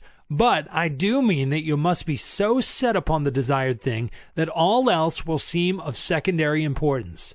A man in love may be pleasant to everyone else and may go through the duties and pleasures of life with good spirit, but underneath it all, he is humming to himself just one girl. And every one of his actions is bent toward getting that girl and making a comfortable home for her. Do you see what I mean? You must get in love with the thing you want, and you must get in love with it in earnest. None of this latter-day flirting, on today and off tomorrow sort of love, but the good old-fashioned kind that used to make it impossible for a young man to get to sleep unless he took a walk around his best girl's house, just to be sure it was still there. That's the real kind. And the man or woman in search of success must make of that desired thing his ruling passion. He must keep his mind on the main chance. Success is jealous. That's why we speak of her as feminine. She demands a man's whole affection, and if he begins flirting with other fair charmers, she soon turns her back upon him. If a man allows his strong interest to the main chance to be sidetracked, he will be the loser. Mental force operates best when it is concentrated. You must give to the desired thing your best and most earnest thought.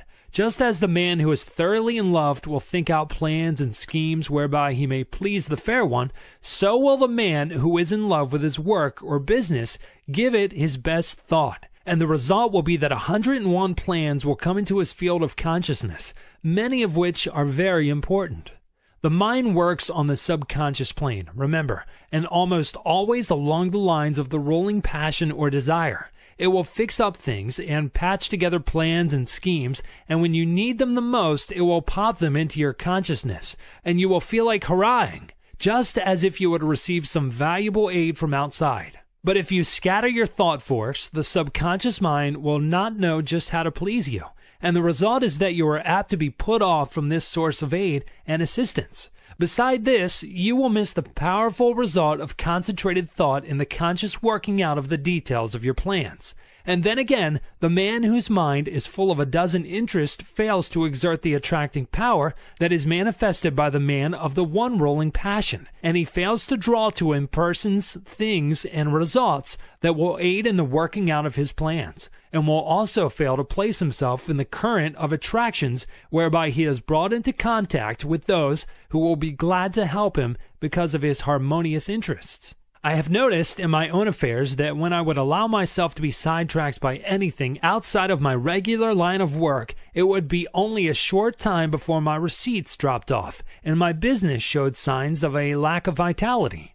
Now, many may say that this was because I left undone some things that I would have done if my mind had been centered on the business. This is true, but I have noticed like results in cases where there was nothing to be done. Cases in which the seed was sown and the crop was awaited. And in just such cases, as soon as I directed my thought to the matter, the seed began to sprout. I do not mean that I had to send out great mental waves with the idea of affecting people, not a bit of it. I simply began to realize what a good thing I had, and how much people wanted it, and how glad they would be to know of it, and all that sort of thing. And lo, my thoughts seemed to vitalize the work, and the seed began to sprout. This is no mere fancy, for I have experienced it on several occasions. I have spoken to many others on the subject, and I find that our experiences tally perfectly. So don't get into the habit of permitting these mental leaks. Keep your desire fresh and active, and let it get in its work without interference from conflicting desires. Keep in love with the thing you wish to attain. Feed your fancy with it. See it as accomplished already, but don't lose your interest. Keep your eye on the main chance and keep your one ruling passion strong and vigorous. Don't be a mental polygamist. One mental love is all that a man needs. That is, one at a time. Some scientists have claimed that something that might as well be called love is at the bottom of the whole of life. They claim that the love of a plant for water causes it to send forth its roots until the love thing is found. They say that the love of the flower for the sun causes it to grow away from the dark places, so that it may receive the light. The so-called chemical affinities are really a form of love, and desire is a manifestation of this universal life-love. So I am not using a mere figure of speech when I tell you that you must love the thing you wish to attain. Nothing but intense love will enable you to surmount the many obstacles placed in your path. Nothing but that love will enable you to bear the burdens of the task. The more desire you have for a thing, the more you love it, and the more you love it, the greater will be the attractive force exerted toward its attainment, both within yourself and outside of you. So love but one thing at a time. Don't be a mental Mormon. The great dynamic forces. You have noticed the difference between the successful and strong men in any walk of life and the unsuccessful weak men around them. You are conscious of the widely differing characteristics of the two classes, but somehow find it difficult to express just in what the difference lies. Let us take a look at the matter. Burton said, "The longer I live, the more certain I am that the great difference between men, the feeble and the powerful, the great and the insignificant, is energy and invincible determination, a purpose once fixed and then death or victory. That quality will do anything that can be done in this world, and no talents, no circumstances, no opportunities will make a two-legged creature a man without it." I do not see how the idea could be more clearly expressed than Burton has spoken. He has put his finger right in the center of the subject. His eye has seen into the heart of it. Energy and invincible determination. These two things will sweep away mighty barriers and will surmount the greatest obstacles. And yet they must be used together. Energy without determination will go to waste. Lots of men have plenty of energy. They are full to overflowing with it. And yet they lack concentration. They lack the concentrated force that enables them to bring their power to bear upon the right spot. Energy is not nearly so rare a thing as many imagine it to be. I can look around me at any line and pick out a number of people I know who are full of energy. Many of them are energy plus, and yet somehow they do not seem to make any headway. They are wasting their energy all the time. Now they are fooling with this thing, now meddling with that. They will take up some trifling thing of no real interest or importance and waste enough energy and nervous force to carry them through a hard day's work, and yet when they are through, nothing has been accomplished. Others who have plenty of energy fail to direct it by the power of the will toward the desired end. Invincible determination, those are the words. Do they not thrill you with their power? If you have something to do, get to work and do it. Marshal your energy and then guide and direct it by your will. Bestow upon it that invincible determination, and you will do the thing. Everyone has within him a giant will, but the majority of us are too lazy to use it. We cannot get ourselves nerved up to the point at which we can say truthfully, "I will." If we can but pluck up our courage to that point and will then pin it in its place so that it will not slip back, we will be able to call into play that wonderful power, the human will. Man, as a rule, has but the faintest conception of the power of the will. But those who have studied along the occult teachings know that the will is one of the great dynamic forces of the universe, and if harnessed and directed properly, it is capable of accomplishing almost miraculous things. Energy and invincible determination. Aren't they magnificent words? Commit them to memory. Press them like a die into the wax of your mind, and they will be a constant inspiration to you in hours of need. If you can get these words to vibrating in your being, you will be a giant among pygmies. Say these words over and over again and see how you are filled with new life. See how your blood will circulate, how your nerves will tingle. Make these words a part of yourself and then go forth anew to the battle of life, encouraged and strengthened. Put them into practice. Energy and invincible determination. Let that be your motto in your workaday life, and you will be one of those rare men who are able to do things. Many persons are deterred from doing their best by the fact that they underrate themselves by comparison with the successful ones of life, or rather overrate the successful ones by comparison with themselves. One of the curious things noticed by those who brought in contact with the people who have arrived is the fact that these successful people are not extraordinary after all. You meet with some great writer and you are disappointed to find him very ordinary indeed. He does not converse brilliantly, and in fact you know a score of everyday people who seem far more brilliant than this man who dazzles you by his brightness and his books. You meet some great statesman, and he does not seem nearly so wise as lots of old fellows in your own village, who waste their wisdom upon the desert air.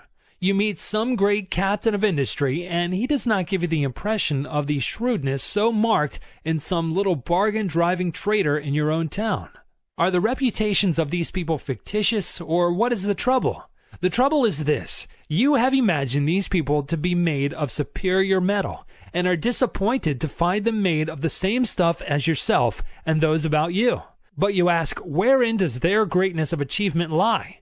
Chiefly in this: belief in themselves and in their inherent power, in their faculty to concentrate on the work at hand when they are working, and in their ability to prevent leaks of power when they are not working. They believe in themselves and make every effort count. Your village wise man spills his wisdom on every corner and talks to a lot of fools, when if he really were wise, he would save up his wisdom and place it where it would do some work. The brilliant writer does not waste his wit upon every corner. In fact, he shuts the drawer in which he contains his wit, and opens it only when he is ready to concentrate and get down to business. The captain of industry has no desire to impress you with his shrewdness and smartness. He never did, even when he was young. While his companions were talking and boasting and blowing, this future successful financier was sawing wood and saying nothing. The great people of the world, that is, those who have arrived, are not very different from you or me or the rest of us. All of us are about the same at the base. You have only to meet them to see how very ordinary they are, after all. But don't forget the fact that they know how to use the material that is in them, while the rest of the crowd does not, and in fact even doubts whether the true stuff is there. The man or woman who gets there usually starts out by realizing that he or she is not so very different, after all, from the successful people that they hear so much about. This gives them confidence, and the result is they find out that they are able to do things. Then they learn to keep their mouths closed and to avoid wasting and dissipating their energy. They store up energy and concentrate it upon the task at hand, while their companions are scattering their energies in every direction, trying to show off and let people know how smart they are. The man or woman who gets there prefers to wait for the applause that follows deed accomplished, and cares very little for the praise that attends promises of what we expect to do someday, or an exhibition of smartness without works. One of the reasons that people who are thrown in with successful men often manifest success themselves is that they are able to watch the successful man and sort of catch the trick of his greatness. They see that he is an everyday sort of man, but that he thoroughly believes in himself, and also that he does not waste energy, but reserves all his force for the actual tasks before him. And profiting by example, they start to work and put the lesson into practice in their own lives. Now, what is the moral of this talk? Simply this: don't undervalue yourself or overvalue others. Realize that you are made of good stuff and that locked within your mind are many good things. Then get to work and unfold those good things and make something out of that good stuff. Do this by attention to the things before you, and by giving to each the best that is in you, knowing that plenty of more good things are in you ready for the fresh tasks that will come. Put the best of yourself into the undertaking on hand, and do not cheat the present task in favor of some future one. Your supply is inexhaustible. And don't waste your good stuff on the crowd of gapers, watchers, and critics who are standing around watching your work. Save your good stuff for your job, and don't be in too much of a hurry for applause. Save up your good thoughts for copy if you are a writer. Save up your bright schemes for actual practice if you are a businessman. Save up your wisdom for occasion if you are a statesman. And in each case, avoid the desire to scatter your pears before the gaping crowd that wants to be entertained by a free show. Nothing very high about this teaching, perhaps, but it is what many of you need very much. Stop fooling and get down to business. Stop wasting good raw material and start to work making something worthwhile. Claiming your own. In a recent conversation, I was telling a woman to pluck up courage and to reach out for a certain good thing for which she had been longing for many years, and which, at last, appeared to be in sight. I told her that it looked as if her desire was about to be gratified, that the law of attraction was bringing it to her. She lacked faith and kept on repeating, "Oh, it's too good to be true. It's too good for me." She had not emerged from the worm of the dust stage, and although she was in sight of the promised land, she refused to enter it because it was too good for her. I think I succeeded in putting sufficient ginger into her to enable her to claim her own, for the last reports indicate that she is taking possession. But that is not what I wish to tell you. I want to call your attention to the fact that nothing is too good for you. No matter how great the thing may be, no matter how undeserving you may seem to be, you are entitled to the best there is, for it is your direct inheritance. So don't be afraid to ask, demand, and take. The good things of the world are not the portion of any favored sons. They belong to all, but they come only to those who are wise enough to recognize that the good things are theirs by right, and who are sufficiently courageous to reach out for them. Many good things are lost for want of the asking. Many splendid things are lost to you because of your feeling that you are unworthy of them. Many great things are lost to you because you lack the confidence and courage to demand and take possession of them. None but the brave deserves the fair, says the old adage, and the rule is true in all lines of human effort. If you keep on repeating that you are unworthy of a good thing, that it is too good for you, the law will be apt to take you at your word and believe what you say. That's a peculiar thing about the law. It believes what you say. It takes you in earnest. So beware what you say to it, for it will be apt to give credence. Say to it that you are worthy of the best there is, and that there is nothing too good for you, and you will be likely to have the law take you in earnest and say, I guess he is right. I'm going to give him the whole bake shop if he wants it. He knows his rights, and what's the use of trying to deny it to him? But if you say, oh, it's too good for me, the law will probably say, well, I wouldn't wonder, but that is so. Surely he ought to know, and it isn't for me to contradict him. And so it goes. Why should anything be too good for you? Did you ever stop to think just what you are? You are a manifestation of the whole thing, and have a perfect right to all there is. Or, if you prefer it this way, you are a child of the infinite and are heir to it all. You are telling the truth in either statement, or both. At any rate, no matter for what you ask, you are merely demanding your own. And the more in earnest you are about demanding it, the more confident you are of receiving it, the more will you use in reaching out for it, the surer you will be to obtain it. Strong desire, confident expectation, courage in action, these things bring to you your own. But before you put these forces into effect, you must awaken to the realization that you are merely asking for your own, and not for something to which you have no right or claim. So long as there exists in your mind the last sneaking bit of doubt as to your right to the things you want, you will be setting up a resistance to the operation of the law. You may demand as vigorously as you please, but you will lack the courage to act if you have a lingering doubt of your right to the thing you want. If you persist in regarding the desired thing as if it belonged to another instead of to yourself, you will be placing yourself in the position of the covetous or envious man, or even in the position of a tempted thief. In such a case, your mind will revolt at proceeding with the work, for it instinctively will recoil from the idea of taking what is not your own. The mind is honest. But when you realize that the best the universe holds belongs to you as a divine heir, and that there is enough for all without your robbing anyone else, then the friction is removed and the barrier broken down, and the law proceeds to do its work. I do not believe in this humble business. This meek and lowly attitude does not appeal to me. There is no sense in it at all. The idea of making a virtue of such things, when man is the heir of the universe and is entitled to whatever he needs for his growth, happiness, and satisfaction. I do not mean that one should assume a blustering and domineering attitude of mind. That is also absurd, for true strength does not so exhibit itself. The blusterer is a self-confessed weakling. He blusters to disguise his weakness.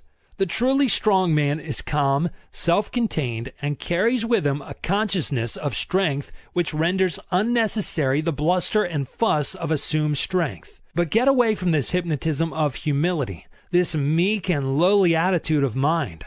Remember the horrible example of Uriah Heep, and beware of imitating him. Throw back your head and look at the world square in the face. There's nothing to be afraid of. The world is apt to be as much afraid of you as you are of it, anyway. Be a man or woman and not a crawling thing. And this applies to your mental attitude as well as to your outward demeanor.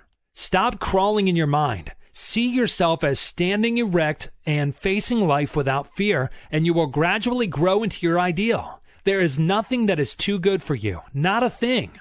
The best there is not beginning to be good enough for you, for there are still better things ahead.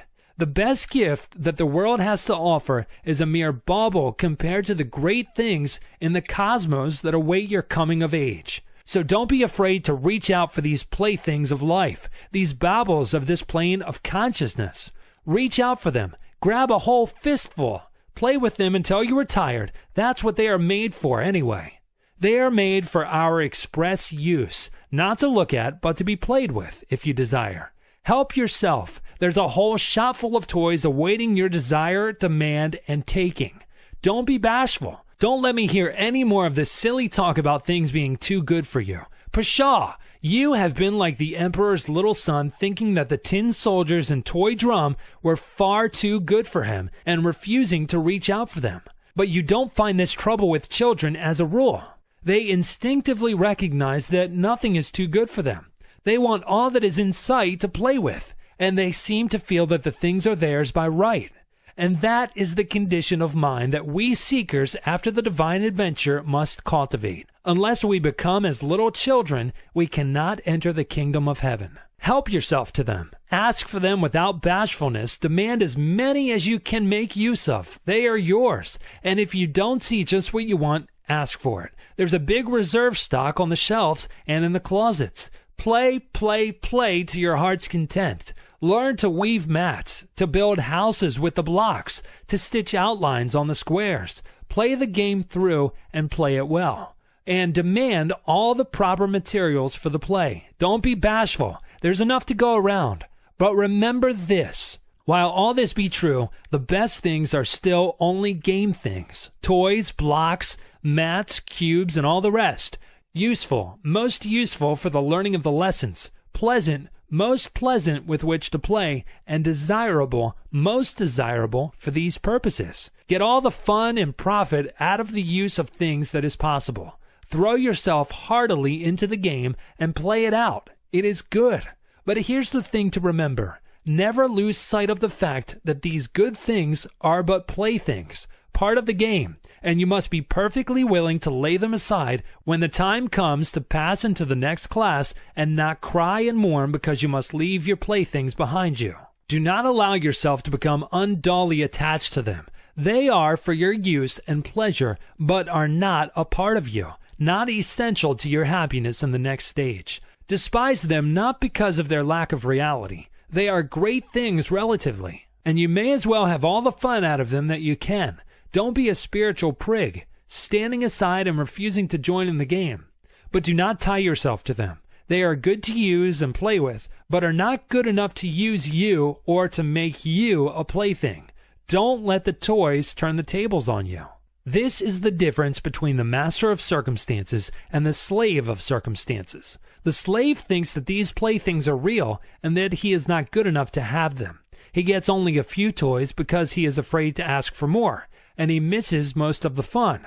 And then, considering the toys to be real and not realizing that there are plenty more where these came from, he attaches himself to the little trinkets that have come his way and allows himself to be made a slave of them. He is afraid that they may be taken away from him, and he is afraid to toddle across the floor and help himself to the others. The master knows that all are his for the asking. He demands that which he needs from day to day and does not worry about overloading himself, for he knows that there are lots more and that he cannot be cheated out of them. He plays and plays well and has a good time in the play, and he learns his kindergarten lessons in the playing. But he does not become too much attached to his toys. He is willing to fling away the worn-out toys and reach out for a new one. And when he is called into the next room for promotion, he drops on the floor the worn-out toys of the day, and with glistening eyes and confident attitude of mind, marches into the next room, into the great unknown, with a smile on his face. He is not afraid, for he hears the voice of the teacher, and knows that she is there waiting for him, in that great next room. Law, not chance. Some time ago, I was talking to a man about the attractive power of thought. He said that he did not believe that thought could attract anything to him, and that it was all a matter of luck. He had found, he said, that ill luck relentlessly pursued him, and that everything he touched went wrong. It always had and always would, and he had grown to expect it. When he undertook a new thing, he knew beforehand that it would go wrong and that no good would come of it. Oh no, there wasn't anything in the theory of attractive thought. So far as he could see, it was all a matter of luck. This man failed to see that by his own confession, he was giving a most convincing argument in favor of the law of attraction. He was testifying that he was always expecting things to go wrong, and that they always came about as he expected. He was a magnificent illustration of the law of attraction, but he didn't know it, and no argument seemed to make the matter clear to him. He was up against it, and there was no way out of it. He always expected the ill luck, and every occurrence proved that he was right, and that the mental science position was all nonsense. There are many people who seem to think that the only way in which the law of attraction operates is when one wishes hard, strong, and steady. They do not seem to realize that a strong belief is as efficacious as a strong wish. The successful man believes in himself and his ultimate success, and paying no attention to little setbacks, stumbles, tumbles, and slips, presses on eagerly to the goal, believing all the time that he will get there. His views and aims may alter as he progresses, and he may change his plans or have them changed for him, but all the time he knows in his heart that he will eventually get there. He is not steadily wishing he may get there. He simply feels and believes it, and thereby sets to operation the strongest force known in the world of thought. The man who just as steadily believes he is going to fail will invariably fail. How could he help it? There is no special miracle about it. Everything he does, thinks, and says is tinctured with the thought of failure. Other people catch his spirit and fail to trust him or his ability, which occurrences he in turn sets down as but other exhibitions of his ill luck, instead of ascribing them to his belief and expectation of failure. He is suggesting failure to himself all the time, and he invariably takes on the effect of the autosuggestion.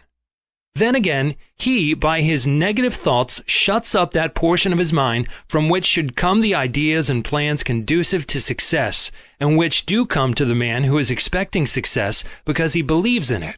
A state of discouragement is not the one in which bright ideas come to us. It is only when we are enthused and hopeful that our minds work out the bright ideas which we may turn to account. Men instinctively feel the atmosphere of failure hovering around certain of their fellows, and on the other hand recognize something about others which leads them to say, when they hear of a temporary mishap befalling such a one, "Oh, he'll come out all right somehow. You can't down him."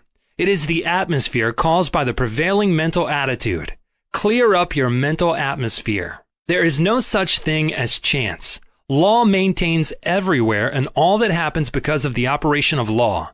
You cannot name the simplest thing that ever occurred by chance. Try it, and then run the thing down to the final analysis, and you will see it as the result of law. It is as plain as mathematics. Plan and purpose, cause and effect, from the movements of the worlds to the growth of the grain of mustard seed, all the result of law.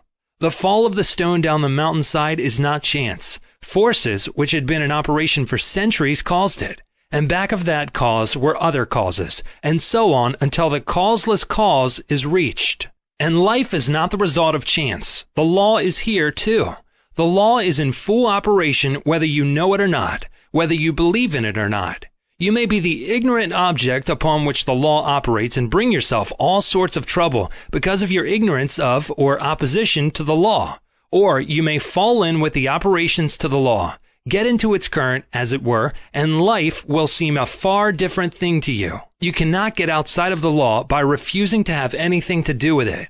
You are at liberty to oppose it and produce all the friction you wish to. It doesn't hurt the law, and you may keep it up until you learn your lesson. The law of thought attraction is one name for the law, or rather for one manifestation of it. Again, I say, your thoughts are real things. They go forth from you in all directions, combining with thoughts of like kind, opposing thoughts of a different character, forming combinations, going where they are attracted, flying away from thought centers opposing them. And your mind attracts the thought of others, which have been sent out by them conscious or unconsciously. but it attracts only those thoughts which are in harmony with its own. Like attracts like, and opposites repel opposites in the world of thought. If you set your mind to the keynote of courage, confidence, strength, and success, you attract to yourself thoughts of like nature, people of like nature, things that fit in the mental tune. Your prevailing thought or mood determines that which is to be drawn toward you, picks out your mental bedfellow. You are today setting into motion thought currents which will in time attract toward you thoughts, people, and conditions in harmony with the predominant note of your thought. Your thought will mingle with that of others of like nature and mind, and you will be attracted toward each other, and will surely come together with a common purpose sooner or later, unless one or the other of you should change the current of his thoughts. Fall in with the operations of the law. Make it a part of yourself. Get into its currents, maintain your poise, set your mind to the keynote of courage, confidence, and success. Get in touch with all the thoughts of that kind that are emanating every hour from hundreds of minds. Get the best that is to be had in the thought world, the best there is, so be satisfied with nothing less. Get into partnership with good minds. Get into the right vibrations. You must be tired of being tossed about by the operations of the law. Get into harmony with it. The law of attraction in the thought world. The universe is governed by law, one great law. Its manifestations are multiform, but viewed from the ultimate, there is but one law. We are familiar with some of its manifestations, but are almost totally ignorant of certain others. Still, we are learning a little more every day. The veil is being gradually lifted. We speak learnedly of the law of gravitation, but ignore that equally wonderful manifestation, the law of attraction in the thought world. We are familiar with that wonderful manifestation of law which draws and holds together the atoms of which matter is composed. We recognize the power of the law that attracts bodies to the earth, that holds the circling worlds in their places, but we close our eyes to the mighty law that draws to us the things we desire or fear, that makes or mars our lives. When we come to see that thought is a force, a manifestation of energy, having a magnet-like power of attraction, we will begin to understand the why and wherefore of many things that have heretofore seemed dark to us. There is no study that will so well repay the student for his time and trouble as the study of the workings of this mighty law of the world of thought, the law of attraction. When we think, we send out vibrations of a fine ethereal substance, which are as real as the vibrations manifesting light, heat, electricity, and magnetism. That these vibrations are not evident to our five senses is no proof that they do not exist. A powerful magnet will send out vibrations and exert a force sufficient to attract itself a piece of steel weighing 100 pounds, but we can neither see, taste, smell, hear, nor feel the mighty force. These thought vibrations, likewise, cannot be seen, tasted, smelled, heard, nor felt in the ordinary way. Although it is true there are on record cases of persons peculiarly sensitive to psychic impressions who have perceived powerful thought waves, and many of us can testify that we have distinctly felt the thought vibrations of others, both whilst in the presence of the sender and at a distance. Telepathy and its kindred phenomena are not idle dreams. Light and heat are manifested by vibrations of a far lower intensity than those of thought, but the difference is solely in the rate of vibration. The annals of science throw an interesting light upon this question. Professor Elisha Gray, an eminent scientist, says in his little book, The Miracles of Nature, there is much food for speculation in the thought that there exist sound waves that no human ear can hear, and color waves of light that no eye can see. The long, dark, soundless space between 40,000 and 400 quadrillion vibrations per second, and the infinity of range beyond 700 quadrillion vibrations per second, where light ceases in the universe of motion, makes it possible to indulge in speculation. M. Williams, in his work entitled Short Chapters in Science, says, there is no gradation between the most rapid undulations or tremblings that produce our sensation of sound, and the slowest of those which give rise to our sensations of gentlest warmth. There is a huge gap between them, wide enough to include another world of motion. all lying between our world of sound and our world of heat and light. And there is no good reason whatever for supposing that matter is incapable of such intermediate activity, or that such activity may not give rise to intermediate sensations, provided there are organs for taking up and sensifying their movements. I cite the above authorities merely to give you food for thought, not to attempt to demonstrate to you the fact that thought vibrations exist. The last named fact has been fully established to the satisfaction of numerous investigators of the subject, and a little reflection will show you that it coincides with your own experiences. We often hear repeated the well-known mental science statement, "Thoughts are things," and we say these words over without consciously realizing just what is the meaning of the statement. If we fully comprehended the truth of the statement and the natural consequences of the truth back of it, we should understand many things which have appeared dark to us, and would be able to use the wonderful power, thought force, just as we use any other manifestation of energy. As I have said, when we think, we set into motion vibrations of a very high degree, but just as real as the vibrations of light, heat, sound, electricity. And when we understand the laws governing the production and transmission of these vibrations, we will be able to use them in our daily life, just as we do the better-known forms of energy. That we cannot see, hear, weigh, or measure these vibrations is no proof that they do not exist. There exist waves of sound which no human ear can hear, although some of these are undoubtedly registered by the ear of some of the insects, and others are caught by delicate scientific instruments invented by man. Yet there is a great gap between the sounds registered by the most delicate instrument and the limit which man's mind, reasoning by analogy, knows to be the boundary line between sound waves and some other forms of vibration. And there are light waves which the eye of man does not register, some of which may be detected by more delicate instruments, and many more so fine that the instrument has not yet been invented which will detect them, although improvements are being made every year, and the unexplored field gradually lessens. As new instruments are invented, new vibrations are registered by them, and yet the vibrations were just as real before the invention of the instrument as afterward. Supposing that we had no instruments to register magnetism, one might be justified in denying the existence of that mighty force, because it could not be tasted, felt, smelt, heard, seen, weighed, or measured. And yet the mighty magnet would still send out waves of force sufficient to draw to it pieces of steel weighing hundreds of pounds. Each form of vibration requires its own form of instrument for registration.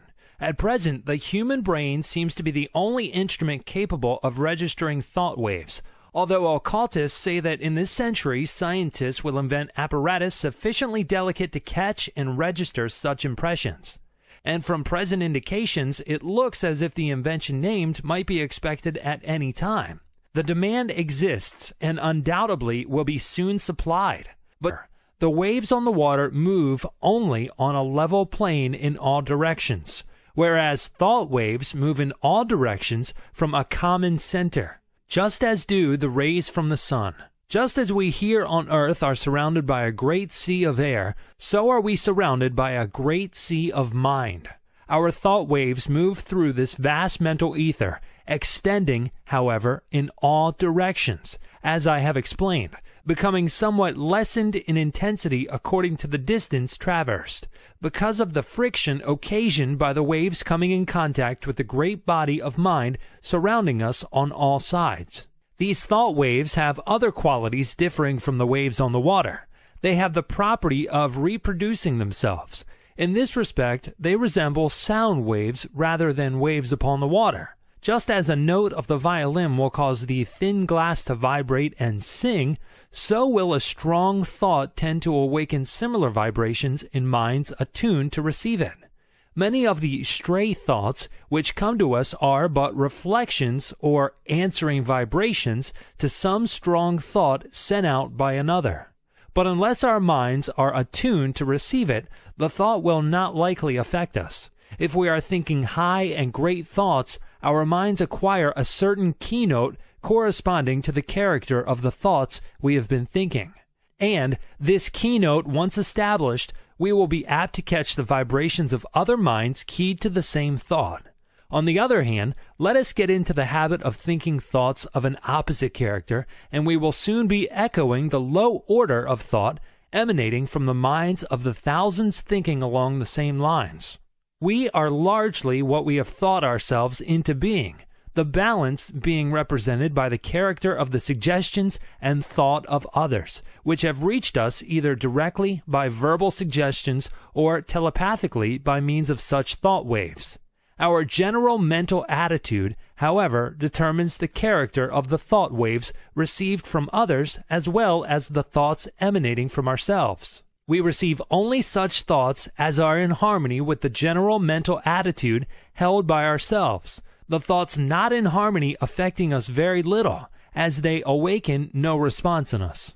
The man who believes thoroughly in himself and maintains a positive, strong mental attitude of confidence and determination is not likely to be affected by the adverse and negative thoughts of discouragement and failure emanating from the minds of other persons in whom these last qualities predominate. At the same time, these negative thoughts, if they reach one whose mental attitude is pitched on a low key, deepen his negative state and add fuel to the fire which is consuming his strength. Or, if you prefer this figure, serve to further smother the fire of his energy and activity. We attract to us the thoughts of others of the same order of thought. The man who thinks success will be apt to get into tune with the minds of others thinking likewise, and they will help him, and he them. The man who allows his mind to dwell constantly upon thoughts of failure brings himself into close touch with the minds of other failure people, and each will tend to pull the other down. To those who have experimented along the lines of practical telepathy, no further proof is required than the results of their own experiments. We are sending out thoughts of greater or less intensity all the time, and we are reaping the results of such thoughts. Not only do our thought waves influence ourselves and others, but they have a drawing power. They attract us the thoughts of others, things, circumstances, people, luck, in accord with the character of the thought uppermost in our minds. Thoughts of love will attract to us the love of others, circumstances and surroundings in accord with the thought. People who are of like thought. Thoughts of anger, hate, envy, malice, and jealousy will draw to us the foul brood of kindred thoughts emanating from the minds of others, circumstances in which we will be called upon to manifest these vile thoughts and will receive them in turn from others, people who will manifest in harmony, and so on. A strong thought, or a thought long continued, will make us the center of attraction for the corresponding thought waves of others. Like attracts like in the thought world. As ye sow, so shall ye reap. Birds of a feather flock together in the thought world. Curses, like chickens, come home to roost, and bringing their friends with them. The man or woman who is filled with love sees love on all sides and attracts the love of others. The man with hate in his heart gets all the hate he can stand. The man who thinks fight generally runs up against all the fight he wants before he gets through. And so it goes, each gets what he calls for over the wireless telepathy of the mind. The man who rises in the morning feeling grumpy usually manages to have the whole family in the same mood before the breakfast is over. The nagging woman generally finds enough to gratify her nagging propensity during the day. This matter of thought attraction is a serious one. When you stop to think of it, you will see that a man really makes his own surroundings, although he blames others for it. I have known people who understood this law to hold a positive, calm thought and be absolutely unaffected by the inharmony surrounding them. They were like the vessel from which the oil had been poured on the troubled waters. They rested safely and calmly whilst the tempest raged around them. One is not at the mercy of the fitful storms of thought after he has learned the workings of the law. We have passed through the age of physical force onto the age of intellectual supremacy and are now entering a new and almost unknown field, that of physical power. This field has its established laws, and we should acquaint ourselves with them, or we will be crowded to the wall as are the ignorant on the plains of effort.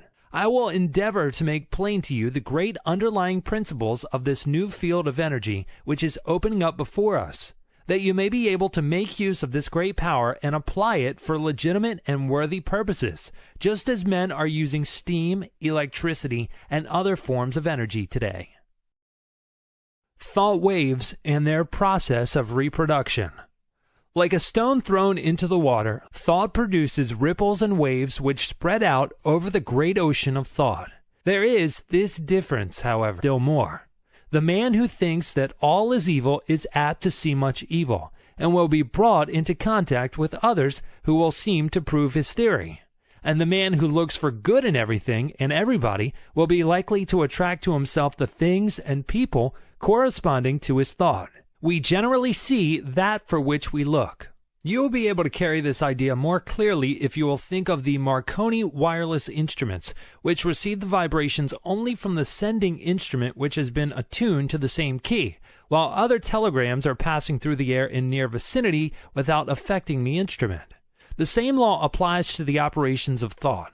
We receive only that which corresponds to our mental attunement. If we have been discouraged, we may rest assured that we have dropped into a negative key, and have been affected not only by our own thoughts, but have also received the added depressing thoughts of similar character which are constantly being sent out from the minds of other unfortunates who have not yet learned the law of attraction in the thought world.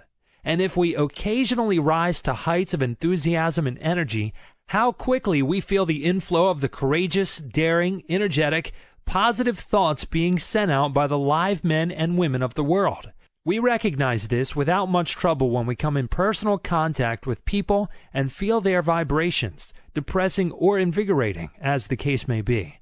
But the same law operates when we are not in their presence, although less strongly. The mind has many degrees of pitch, ranging from the highest positive note to the lowest negative note, with many notes in between, varying in pitch according to their respective distance from the positive or negative extreme. When your mind is operating along positive lines, you feel strong, buoyant, bright, cheerful, happy, confident, and courageous, and are enabled to do your work well, to carry out your intentions, and progress on your roads to success. You send out strong positive thought, which affects others and causes them to cooperate with you or to follow your lead, according to their own mental keynote. When you are playing on the extreme negative end of the mental keyboard, you feel depressed, weak, passive, dull, fearful, cowardly, and you find yourself unable to make progress or to succeed, and your effect upon others is practically nil. You are led by rather than leading others, and are used as a human doormat or football by more positive persons. In some persons, the positive element seems to predominate, and in others, the negative quality seems to be more in evidence. There are, of course, widely varying degrees of positiveness and negativeness, and B may be negative to A while positive to C. When two people first meet, there is generally a silent mental conflict in which their respective minds test their quality of positiveness and fix their relative position toward each other. This process may be unconscious in many cases, but it occurs nevertheless. The adjustment is often automatic, but occasionally the struggle is so sharp, the opponents being so well matched, that the matter forces itself into the consciousness of the two people. Sometimes both parties are so much alike in their degrees of positiveness that they fail to come to terms mentally. They never